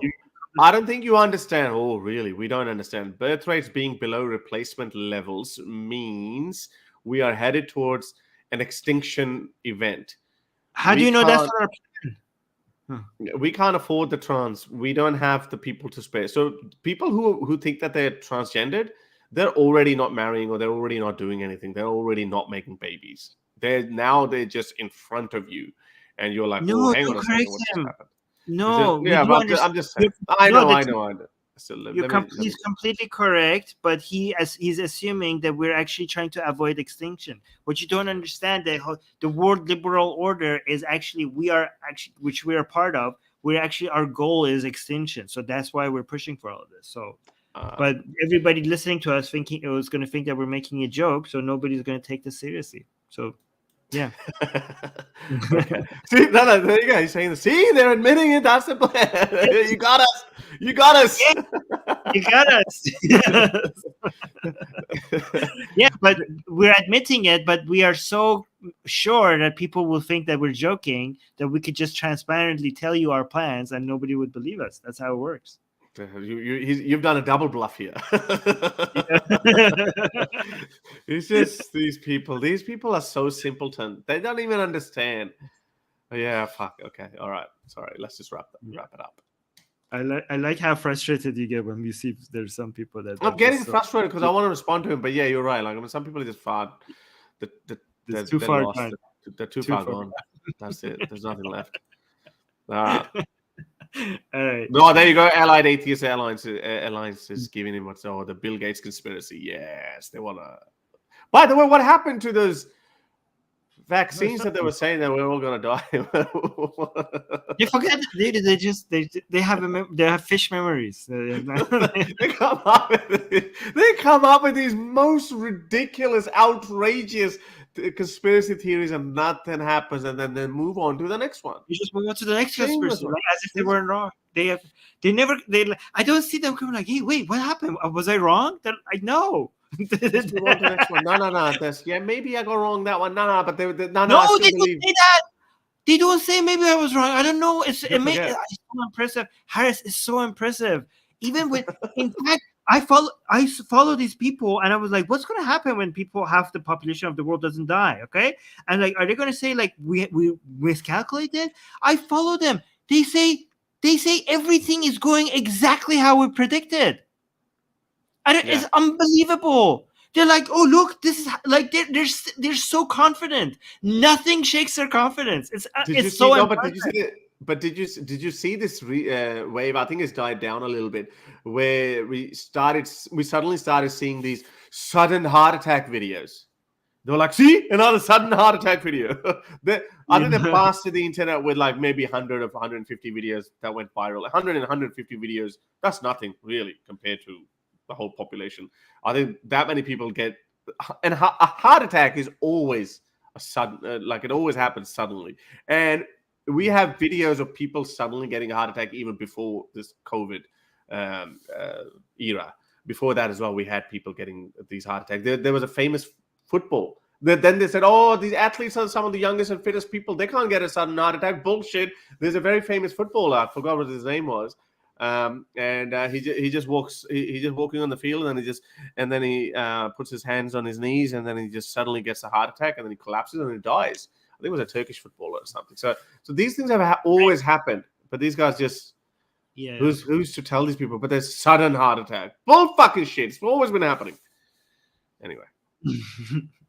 All right, guys. Make sure you subscribe to us. Make sure you leave a like. Support us if you can on Patreon. Link is all in the description, or become a YouTube member. We appreciate, but make sure you at least leave a like. That's the least you could do. Okay. Anyways, we'll see you again next week. Thank you for being here with us. Bye. Bye. Mwah.